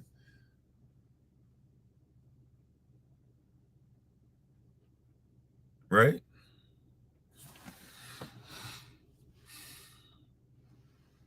No, amen, Brother June. Appreciate you. Right? You should study everything. Everything that I'm saying here, study it. See if I'm lying. See if what I said was true about the top hat. When I told y'all about white gloves before, see if what I'm saying about that is true. If I tell you that there were presidents before George Washington, see if what I say is true. If I've told you that Eisenhower, you can look at Eisenhower's mama, you can look at Abraham Lincoln being a Melungian, and you can find out that Barack Obama is not the first black anything as far as presidency, just like Meghan Merkel. If you look up Queen Catherine, and who was literally married to King George, that's not, that black royalty goes back a ways. Like, study for yourself, of course. Look up Septimius Severus, who we put up on there. Look up Justinian and Theodora, who we put on there. Like, people are not on it. But once again, if we say something about demonic influence, you don't want to look that up either. Right? Look up Compass, who walks around, Krampas, who walks around with jolly old Saint Nick. That's why the cold is in the stocking. Look up if Odin went around and flew around in the air in a sleigh, and somehow, some way, they took that and put that together with Santa Claus. Look at what Compass would do as far as even taking your children. It would, right? Take them and take them to hell. Look at Black Pete and the correlation to elves. Look up that elves used to be considered to be evil, but you can't wait to dress like one. See, it's unholiness. You're part of a culture that's so unholy that you're just used to unholiness. Unholiness is the standard.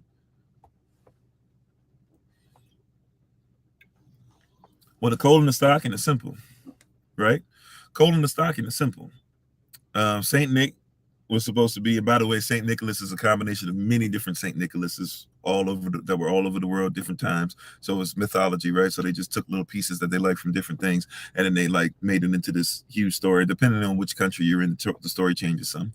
But basically, you have Saint Nicholas or Santa Claus, right? You have Krampus, who is a demon, who's basically Baphomet. If you know what Baphomet looks like, you know, the man body and on goat legs, stuff like that, which comes from homosexuality, like high heels. A lot of people don't know this. High heels were originally created for Greek males. Right, so if somebody was in high heels were originally created for Greek males and for Greek male boys. They like little boys.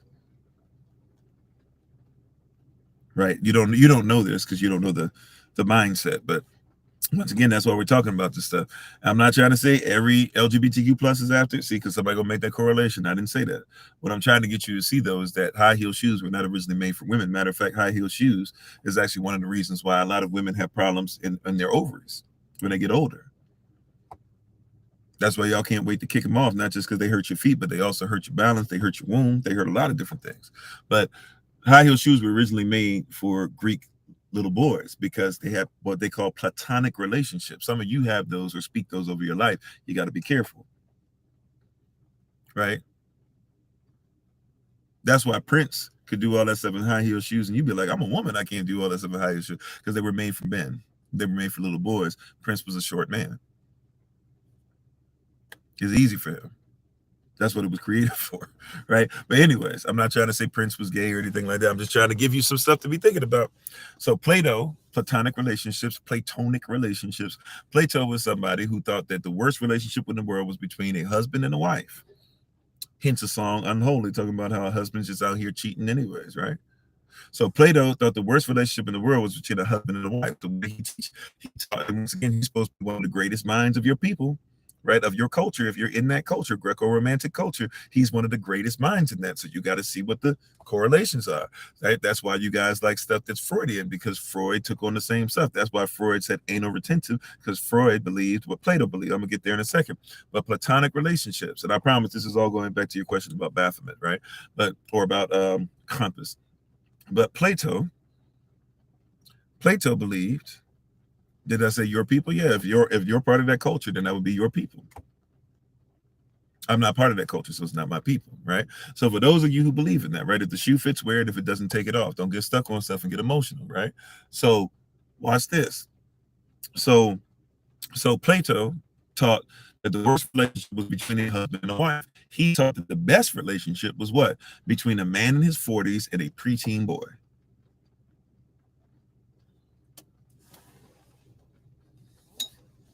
Right? A man in his 40s and a preteen boy was the best relationship. And they would dress them up because, you know, they had half man, half goat, right?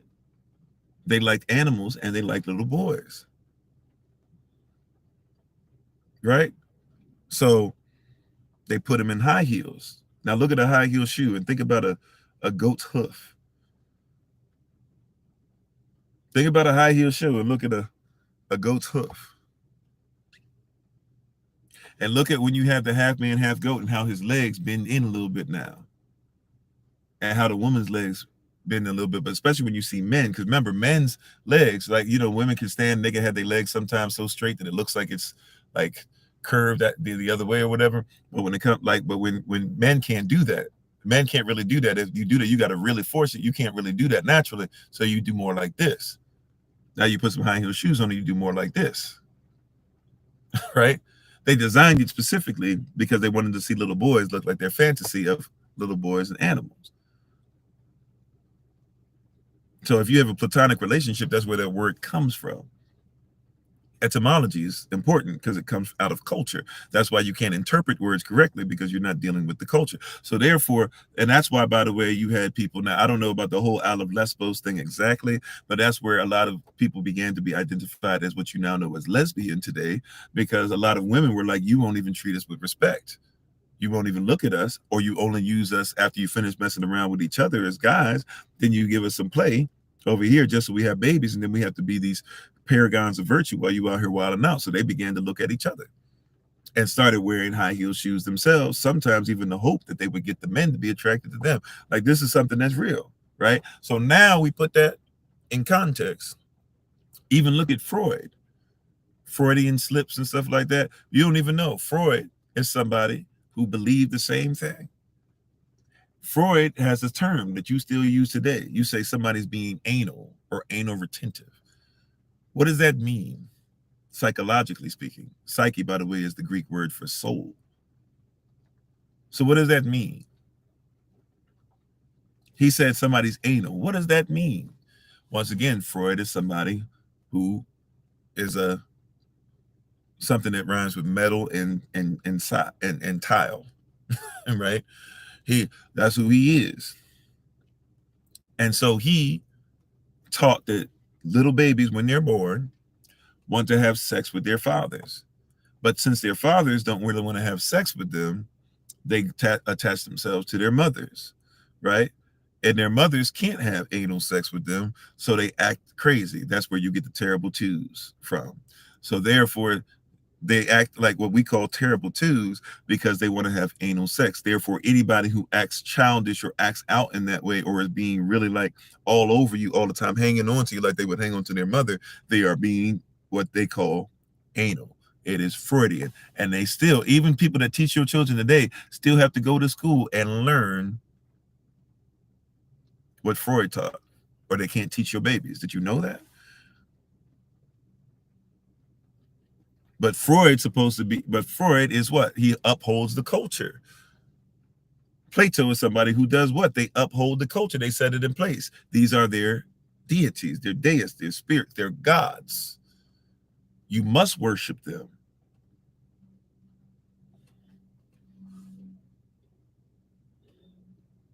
You must worship them because they're the ones that put it in place, right? You made their words into doctrine and you uphold it at all costs.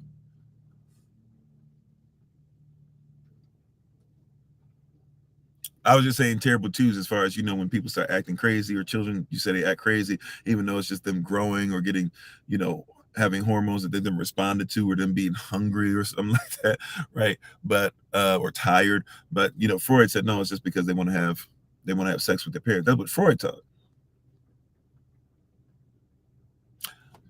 So we got goat-like behavior, little boys. Little boys, and by the way, Freud was interested in animals, was always dissecting them and stuff like that. So little boys and animals. And now you got what? You got Krampus, or Krampus, Krampas, who walks around with Santa Claus, and he goes around looking for little children to take to hell with them when they're bad. Be careful. Krampus is going to come after you, little children. But you lost the Krampus part of the story, where the coal comes from. The coal comes from Kim that leaves the coal in there for bad children, or it's really a part of the story that comes from all the children went to a hot place called hell. That's where that came from. So now Santa Claus, when he comes by, right, even if you don't think about him leaving coal in your stocking still, what does Santa Claus do, right? He sees you when you're sleeping. He knows when you're awake. He knows when you've been bad or good, so be good for goodness sake. It used to be because Krampus might come and snatch you, but he knows when you've been sleeping. Little children, little boys, Plato.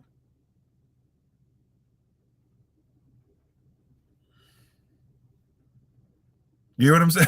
Like it's the same thing. It's culture. You think that I'm telling you this. There's a culture behind this, and we don't want to admit that there's a culture. Somebody put this in you. And by the way, even for some, and look, it's not. I know not. This does not mean that not every person who's decided to be LGBTQ plus has gone through this experience. So I'm not trying to do that, right? But I'm here to tell you though that there are a lot of them because I do coaching. I do life coaching. I do one-on-one coaching, marital coaching. I talk to a lot of people. I've been invited to speak in front of people that are LGBTQ plus in the past, right? And when I go there, I'm here to tell you that a lot of them were abused too. And abuse is not just only physical abuse, although a lot of them were, but abuse is mental, spiritual, emotionally, psychologically,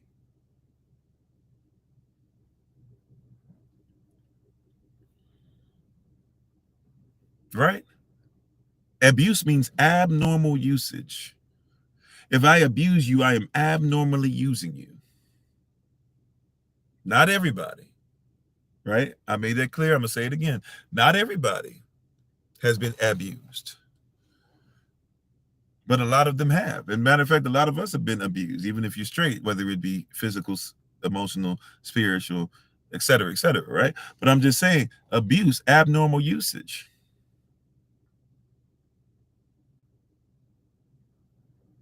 right? I've talked to people tell me about their mothers or their fathers or both abusing them growing up, right?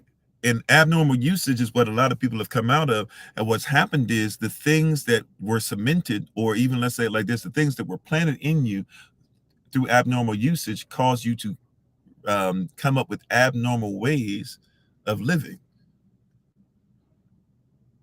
Abnormal usage of you cause people to come up with abnormal ways of you having to live. You came up with coping mechanisms that were not correct. A lot of people don't know this. For example, ADHD is a coping mechanism. I'm somebody who deals with ADHD, but it is a coping mechanism. How do you heal from a coping mechanism if you don't even know it's a coping mechanism? It came out of abuse. Now watch this. Not even bad, because I was never sexually abused or anything like that. But watch this. Even when you're a child, you tune out sometimes. You tune out sometimes. Right. And if you're never taught how to make sure that instead of tuning something out, you learn how to go through it, you will start to just tune things out. So that's why, hey, I'm getting ready to go ahead. This happens all the time. I'm going to go ahead and I'm going to put my drink down. Cool. This happened to me this rising, by the way, right? I had to slow myself down and pray and do some breathing exercise and stuff, right? I was trying to get in front of y'all. I'll give the example of what happened this rising. I put my MacBook down. I put it inside my bag yesterday. Had to do stuff, ended up with some stuff where I had to get some stuff done for my family, but my bag was where it was supposed to be the whole time. I literally took my bag to the car and this, boom, boom, boom, whatever, right? But what I do sometimes, because of the coping mechanism, is that I will just kind of zone out on certain things. I will say, I'm not going to focus on this right now because I only got enough brain space for this. And a lot of people do it, but they don't do it in the same manner where I just completely say it doesn't matter where I put this right now. So I literally go, it doesn't matter at all where I put this, who cares? And I like basically take it out of my memory for a second. Problem is though, is that if I don't realize how to make sure that I get that back on track, and I don't have some things put in place, I'll never remember. Like I almost didn't go live on YouTube today because I couldn't remember where's my Mac? Where's my Mac? Like I was sitting there and I was about to come on. Then I sat there, I prayed, I went back in, I thought about it, I went through stuff, things that I have, a mental map that I've set up. I was able to go back and go, oh, okay, it's in my book bag. Wherever my book bag is, oh wow, I had my book bag with me all day yesterday, but I didn't think about it, right? You know, but it's a coping mechanism that you had when you were young. If something got to be too much, sometimes the only way you could do is separate yourself from it. Watch this. Like, you know, when a little baby is getting ready to when a little baby is getting ready to is trying to nurse. If you've ever had a child as a mother and you've breastfed, hopefully you have, or hopefully you do decide to when you have a child, you'll discover that sometimes it's hard to get the baby to be able to get to the breast. Why? Because the baby is so like frustrated that even though it knows it needs to suckle on the breast, right? It needs to suck from the breast, it needs to eat from the breast. It's so frustrated that it actually will say I'll only focus on crying because now I guess okay, I need to get attention. This is how it starts. I need to get mom's attention because I need to eat, right? And mom obviously is not feeding me. She didn't realize I'm hungry. Then it becomes, well, okay, mom didn't realize she's not feeding me. I need to eat. I need to get her attention. Okay, cool. Well, I need to go ahead and get her attention. So I'm gonna go ahead and cry, right? Then so the other stuff is, but then if it goes on too long, or you cry too hard, what happens? Then it just becomes in the baby's mind. I need to get mom's attention. I'm crying. Then it goes away from I need to get mom's attention to the baby's just crying. And so now you have this mom who starts even aching in her breast, causing pain somewhere else because the baby can't connect to the breast. Because the baby's only thinking about I need to cry, cry, cry, cry, cry, cry. It's literally taking out anything else that matters right now, right? That you need to eat. You need to latch on. You need to, right? So what happens is you have a pattern that develops. That's why when your children need to be attended to as babies, you try your best to attend to them soon because it helps them to develop patterns and it helps them to keep focused before they are always in a position where they're always having to wait. They're always having to do that. They're always having to detach communication skills, even as newborns, right? Even before they can walk, they're already learning communication skills. So it's like, so if that happens often, what happens is, guess what? A lot of children who went through that often, whether mom just had too many children, she had a lot of stuff going on, maybe she wasn't, whatever, right? So a lot of them grow up and now they have a coping mechanism they develop to where when stuff gets tough or when there's too much or when you got to test or when you got to do 2 or 3 things at the same time, I'm sorry, when you got to focus in on one thing and it's boring now, that's a test. It's hard. You have to find something to be able to help you to be able to stay locked in and stay focused. But since you never really had to, and since you always had to get rid of things in order to get somebody's attention, and then by the time you got somebody's attention, you could put your MacBook down and not realize where it was and then take a day to find it. You had to, it's your coping mechanism. It's become how you live your life. And a lot of people, once again, are doing things that are unholy, not because it's right or wrong or this or that. It becomes something that it's a way to live your life. You don't even think about it anymore. You've been in the holiness since you were in preschool. You've been defending anything but righteousness since you've been in preschool, right? Unholiness has been something since you were in preschool, some of you, right? Madonna, you grew up with Madonna being unholy. So why is it wrong when Kim is unholy? You grew up with Lil' Kim and Foxy Brown being unholy, right? So why is it wrong when Cardi B and Meg Thee Stallion and Nicki Minaj in between there? Why is that wrong? You grew up with it. And thank you for the love, by the way. I'm sorry, y'all. Right? Like if you grew up with it, then it's nostalgic for you. Unholiness has become nostalgic. Heck, some of y'all grew up with Dragon Ball Z, where there were these monkeys that came from other planets. And they were powerful. But if they got too powerful, they could blow a whole planet up. And them making you look bad, as far as even when they show you an actual black person and making that black person look terrible. But hey, now you have a whole generation that love Goku and don't realize the wild part about they calling you apes. Goku, you like Goku because you think of him as being black, but you don't think of the fact that he's an ape in their eyes. Darwinism. You grew up with it. Put what you grew up with, nostalgic about Darwinism, nostalgic about Dragon Ball Z. You have a whole group of children that are growing up thinking that that's what it's supposed to be. Yeah, don't even realize they're making fun of us. Right? You grew up on Toonami. A lot of y'all introduction was anime was Toonami. So anything that they put on Toonami, oh wow, this is cool, this is great, it's something better. Well, even in Naruto, look at how they draw black people in Naruto. They talk about us in there. But Naruto's slightly better. It's better overall, I guess some people would say. I would say Naruto's actually a better cartoon overall. Anyways, I'm getting off track. But yeah, I'm just saying they put this in front of you and we didn't know better. We were ignorant. It was hidden in plain sight. By the way, what's the best place to hide information from people? Put it in a book. put it on television right in front of you.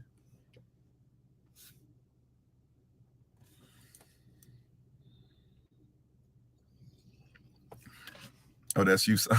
Okay. Even my son is saying he likes Naruto as far as the movie Naruto.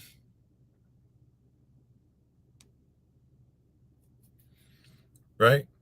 That's why you're okay. Which, by the way, I don't even know exactly 100% where I fall on Anunnaki. That's why I'm really careful to not really talk about it as of yet. It's something that I'm studying. I'm not prepared to go into. But really, even Anunnaki, the way that you think about it, because even Anunnaki, the way we think about it, is often off, because we keep trying to make them something that has to be alien. But that's because by colonial social construct, white people taught us that we couldn't have built the pyramids. Right? They taught us that we couldn't have built the pyramids. So since we couldn't have built the pyramids, then they didn't build the pyramids. Then who built the pyramids? That's why a lot of us don't look into ourselves to be anything great, but we keep looking for something that we haven't seen. Now I know people, there's evidence and things and spaceships and things we might think are spaceships and blah blah. And I don't, like I said, I'm not prepared to talk about that stuff because I got to get a lot more in me in that, right? But what I'm saying is, well, a lot of people say that Anunnaki have to be the fallen angels. That's not what Enoch says. That's not what Joshua says. That's not what the Bible says. But but either way, right? Yeah. And by the way, Egyptians were not Kemetic people. People of Kemet and Egyptians are two different people that lived in the same place, but we're not the same people, definitely not the same dynasties. That's why Cleopatra, right, and her brother before her, and all the Ptolemies before them, and is a Ptolemaic dynasty, and her sister even before her, who ends up getting trapped in Rome and dying up in Rome. They were Greek, but we think that Greek means white.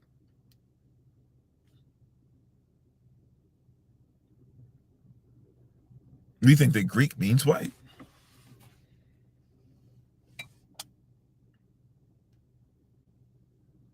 That's your mindset. You think that a white person is Greek.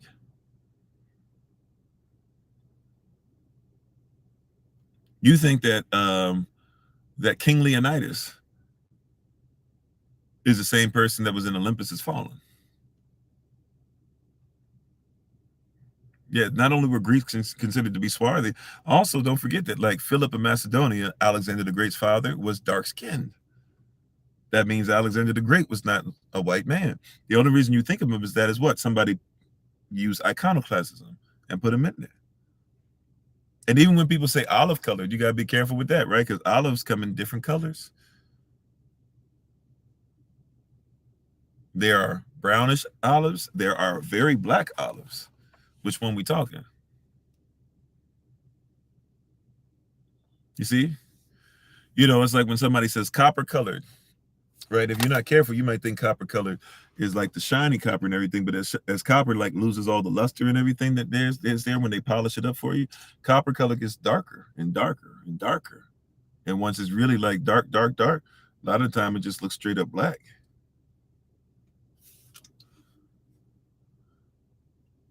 That's why when it says the Western said that when you talk about Americans, and sure, I'm not saying every single tribe had to fit this description, but when their original definition of American is a copper-colored person indigenous to the Americas.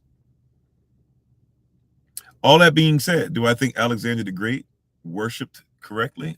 No. Right? Do I think it was right, therefore, that Ptolemy, one of Alexander's generals, would therefore take over Kemet and be able to try to make it to where everything looked like them? No. See, that's why we get into this thing. All skin folk ain't kinfolk. Not all Israel is Israel.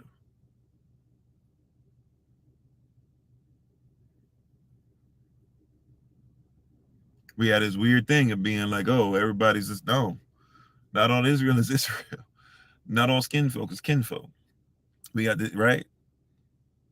Don't forget Martha Washington. She was a brunette. You look up even a dictionary from the 1800s, but look up the dictionary when she was alive, 1700s, right? When her and George Washington got married, right? Look at what that means. Brunette means that she was somebody that had negroid features. She was somebody that could pass for white, but they knew she was black. So even just chattel slavery, as far as making it as simple as black, white. Now colorism we have to put in there too, and of course white became a thing when people thought that tried to make white into a color, because white is not a real color. Matter of fact, white is not a color at all. White is the opposite of color. White reflects color, right? White is clear. White is bright. Snow is not white. I mean, sorry, snow does not have a color, but snow is white.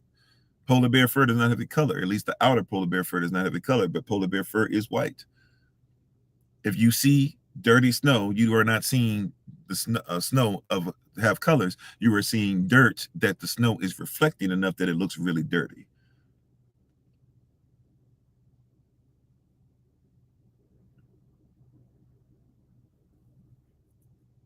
Right? You said white crowns? Yeah, white crowns are what? To be able to make sure there's no color there. Have you ever noticed, right? Because we talk everybody has melanin. Every living thing has melanin or it has chlorophyll. One of the two, right? They work the same way, right? But have you ever noticed in the eye, the part of the eye, right? If you need to see, the part of the eye that helps you to see is what? Melanated. It has color, right? The more color it has, the less you can see the veins. That's why eyes, you think your eyes are just green, blue, hazel, whatever, brown, dark brown, even looking black. You think that they just randomly look like that, or there's a color thing. But no, the amount of melanin actually hides the amount of veins that you see, which means the amount of light that you're seeing is not necessarily escaping that much, because the more melanin, the darker it is. So therefore, you don't see the other colors in there. Somebody who has green eyes just has less melanin in their eyes.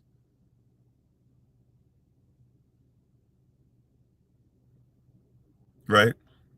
Yeah, we're all people, different shades of brown. Thank you very much. That's why I just said white's not a real thing, right? But I'm not going to go to a place of being like, we're going to make it lighter so that everybody can get on. Because the further back we go in the story of mankind, the darker we all get. So why not just all be happy with being darker? Why do we have to still make it where we can't quite say, we're not going to say black because black used to be bad, but we think you guys are going to try to reverse it? No, like everybody has to come from black.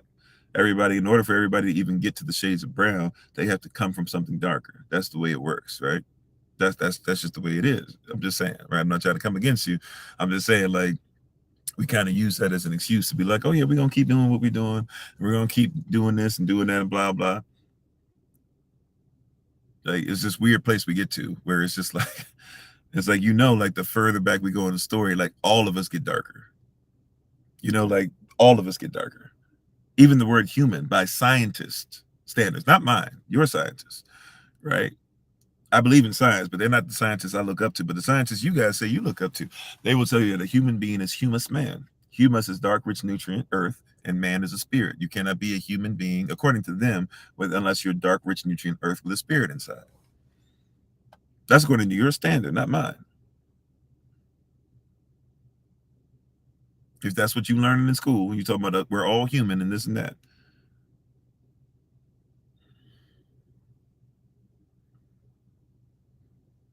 Like we got to have an honest conversation where this stuff came from. We just speaking like this stuff doesn't have any origin or any culture it comes out of. We're speaking like it's random. We're acting like racism just came out the blue. Racism, the way you think about it, didn't even. If we're going to think about the way people think about racism today, because technically racism is just a system of competition. It's a race, and ISM makes it a system. So a system of competition. Before it was about black, white, it was about who could get the most out of anybody, and you found ways to be able to try and win the race.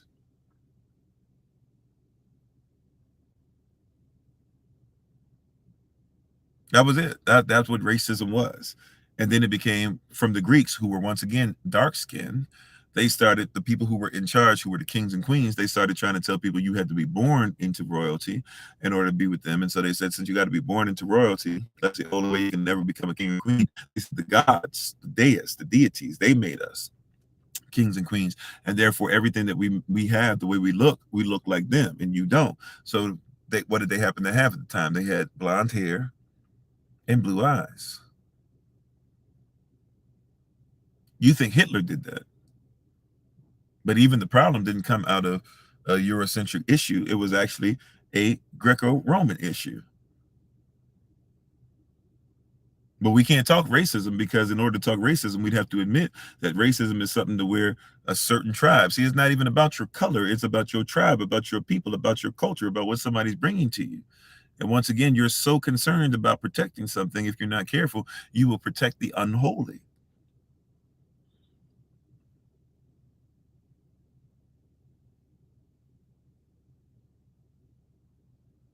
European, remember, Europa just used to mean anything that came out of Rome, and that used to be part of something more than likely. We don't know this 100% for sure, but more than likely they got that because they were basically saying that they worshipped a deist or deity, and she was had the name Europa, and she came from something that was Kemetic and Cushitic, and they liked her a lot, and so anything that they did that they conquered, they kind of gave her tribute by saying, "We'll name it after you." They'll be European. Hence, they wanted to cancel Black story. Yeah, and we're more into his story than our story. You said 20% facts, 80% BS. Okay, well, I'm glad that you're not my standard. You know, that's what I say. People want to protect that which is unholy. 20% fact, 80% BS. You're telling me that you don't know how etymology works then. ISM means it's a system. Any word with the ISM on it means it's a system. If it's cynicism, guess what? It's a system which you're cynical. If it's racism, it's a system based off competition.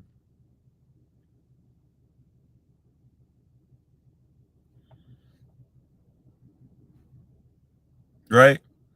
That's what that's basically all it is.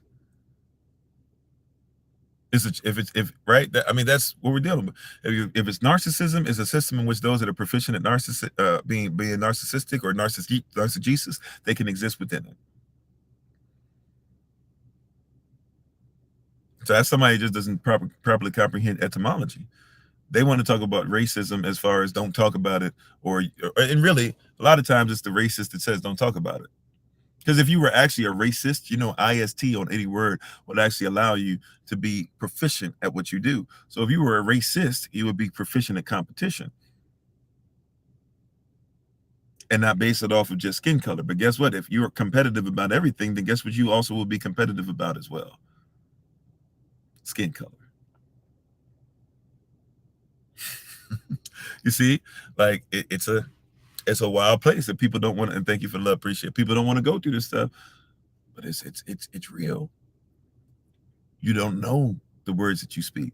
This is why we have a whole series called Code Breakers that we just went through recently, right? About a month ago or something like that. And in that Code Breaker series, we talked about the fact that this is not for everybody. Everybody can't speak the same code. I can say the same words out of my mouth, and people that are comprehend the culture that I'm coming out of will get one thing. People that have no clue about the culture I'm coming out of will get something completely different.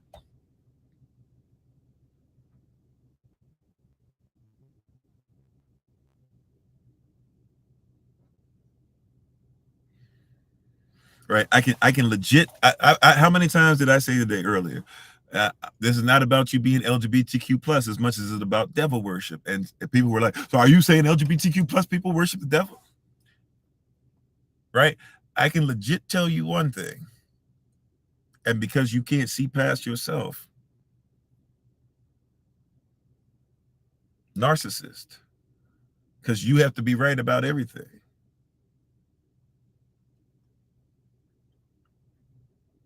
Before Dr. Carter D. Woodson could write the book, The Miseducation of the American Negro, he had to stop being a narcissist. He said he had to get rid of a Harvard education. Why? Because if you go to Harvard, you know everything. Those of you who are, where's all my Boondocks people at? Right? The Boondocks fans that watched all the episodes, including the band ones. And you had the BET episodes, right?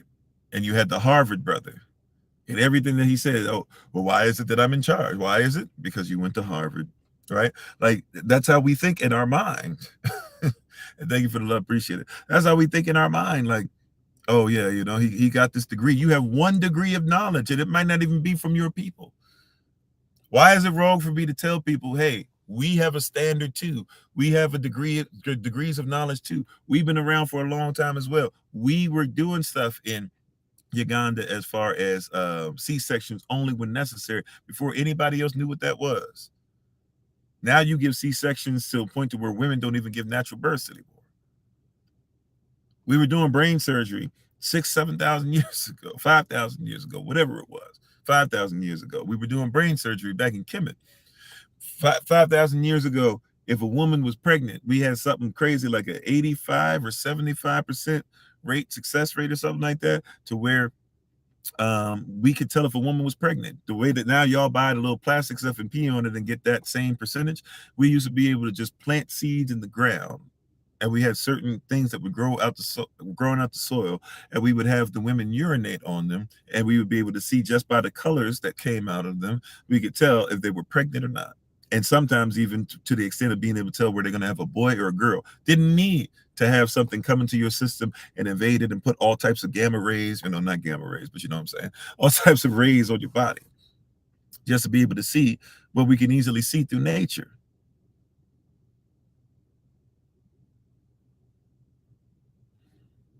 We didn't need that stuff.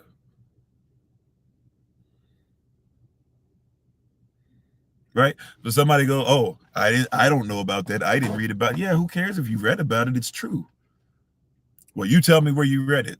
That's empirical data. We talked about that before with narcissism. Empirical data is data of the empire. If the empire don't say that it's right, then if daddy of massa don't say it's right, then it can't be right. What if it was right before you existed? What if we had something before you were born? See, you the baby trying to tell daddy who's speaking, not trying to be mad at you. I'm trying to give you content. I'm trying to give you a parable. You're the baby, right? I deal with this with my little child, who is extremely intelligent, but swears up and down because of his intelligence based upon where he is according to other children and some adults. He thinks that he knows more than mom and dad. And sometimes I got to sit him down and remind him, like, bro, you ain't there yet.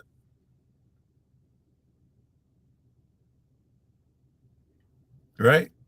You might think that you just coming on some stuff, but you ain't there yet. You're just finding out the Van Allen belt and other stuff right above it exists to where you can't get a nuclear bomb through. I knew about the Hakwai. Y'all tried to call it the firmament in Greece when you tried to rename it after trying to say Gaia was the Big Bang, and then had it gave birth the Immaculate Conception to her own children, Firmament and Neptune, and then out of Neptune came the Earth. Out of Firmament, Gaia had sex with her own son. Out of Firmament came the Titans and all that. But before you tried to redo the story to make it match, after you learned the alphabet from us when we had our alphabet, before all that, I already knew this. I already knew what was up with the choir. You see what I'm saying? But you don't have the culture behind it. And all I'm saying is that if your standard is unholy, you don't recognize that the word unholy means division. It means chaos. I don't live in chaos. That's how they got you in the first place. That tribe over there don't like that tribe over there. Okay, chaos. They did that with you on the America side. They did that with you in Africa. They did that with you in Asia. They did that with you in Europe. They do that with you now. You don't even realize that anybody that goes to prison is a chattel slave. And a lot of y'all are slaves because you're in debt. If you're in debt, you're a slave. If you're a slave, you're in debt. If you pay taxes, you're in debt. Therefore, if you pay taxes, you're a slave. And you don't even realize what a negotiable instrument is, and to make sure that you have private citizenship to ensure that you can become a nation. If you become a nation, you can do exactly what other nations do. You don't think of them as nations, but they are nations. People like the Amish, they don't depend on you for nothing. And there are certain things they will not do because it's not of their culture.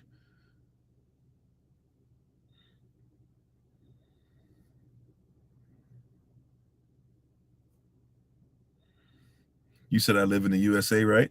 Okay, go get a DS11 form, DS dash or hyphen 11, DS11 form, and read the 5th page, or really when it says 1 out of 2, the 2 pages you're going to fill out. Read, there's a little area, there's a little rectangle that you're not supposed to fill out until you bring it before the person's doing your passport. When you read it, you will see there clearly that you're filling it out to say whether you are a US citizen or a non-citizen national. A non-citizen national can live wherever they want. A U.S. citizen has to be part of a corporation. If you don't believe that, go look up USC code 28. So you're going to look for 28 USC 3002 15A. 28 USC 3002 15A. Once again, you're going to look up 28 USC 3002 15A. When you read that, Come back and tell me what that says. As a matter of fact, you don't have to worry about coming back and telling me. But when you read that, you'll discover that the United States is a corporation. Now, if you want to look up what Washington, D.C. is by law, Black's Law Dictionary, not by a black person, but somebody whose last name is Black, which has been around for a long time. There's 11 editions now. 28 USC 3002 15A. What does it say? It legit says this. It legit says that as far as what Washington, D.C. is known as, it was a territory. Virginia and Maryland gave up land. It's supposed to be submitted unto Congress, or actually subject, because it's a kingdom, subject unto Congress. It's a republic, so it's subject unto Congress. However, Virginia asked for the land back, and therefore it doesn't have anything to do with the territory, but at the same time it has to be under Congress. I mean, Congress has a place it can function, but the land is not really the land anymore. Therefore, by the end of the definition, it says it's not a territory, which means that Washington, D.C., what is it? Nobody can even tell you. When you're in something unholy, you don't even know how to tell what's holy. When you're in something that's not real, fictitious, corporative, you don't even know how to tell something that's private. I mean, I'm saying not even private, but something that's an actual person.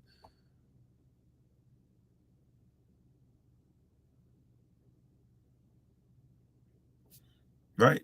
That's why a lot of people who go to church have corporate prayer. Why would you want to be part of a corporation? You were 501c3. Oh, okay, that makes sense. We're gonna have United States prayer.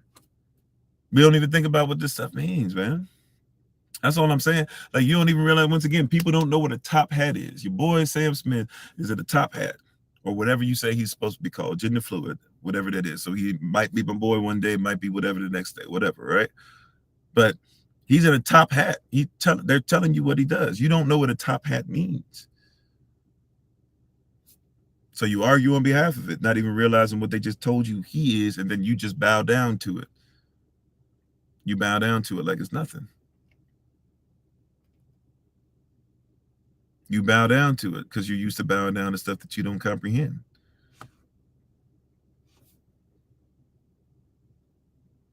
If the shoe fits, wear it. If it doesn't, take it off.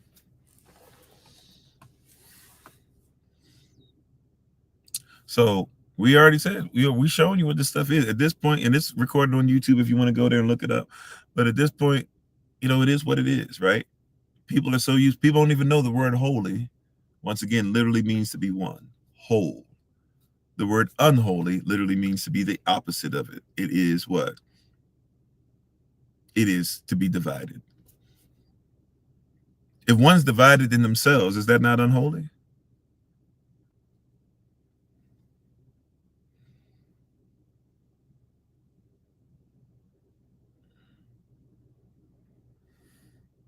When Yahweh says, be ye holy as I am holy, he's saying be one. A lot of y'all have too much cognitive dissonance to even be holy. That's what unholiness is to not be one. You said it's the funniest thing you've ever heard? Yeah, because you don't know etymology, but that's okay. And I literally have people on here who were just coming on after what, almost 3-hour discussion, and have no clue what we've been talking about. So even that's unholy within itself. Before you use that homonym, right? Like, get to a place where you don't look like you have Dunning-Kruger effect, and stop making straw men out of things, and even, trying to, do all this different stuff. Like, learn what it is. Yeah, we got to be of one mind. You can't be of one mind if you're unholy. That literally is the word. That's what the word holy means. You got to ask yourself, why is unholiness being lifted up? Why is division being lifted up? Why is Republican versus Democrat being lifted up? Why is black versus white being lifted up? Why does African not like black diaspora, other people in the diaspora, in the same diaspora, matter of fact? Why is it that you call people white when there's no such color? Why is it you still send your children to school when the school was made up to make sure that slaves could learn better? And then they made you 13th Amendment citizens and 14th Amendment citizens. You have no clue.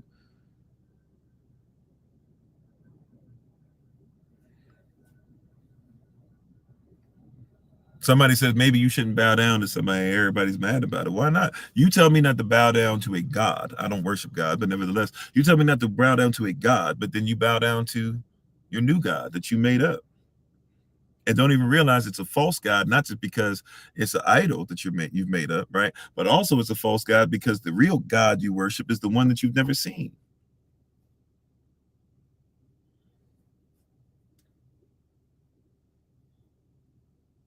I'm gonna end on this because we overtime, and we're not overtime. Our normal time we would go, but I gotta actually get because of stuff going on. I gotta get on the road real quick.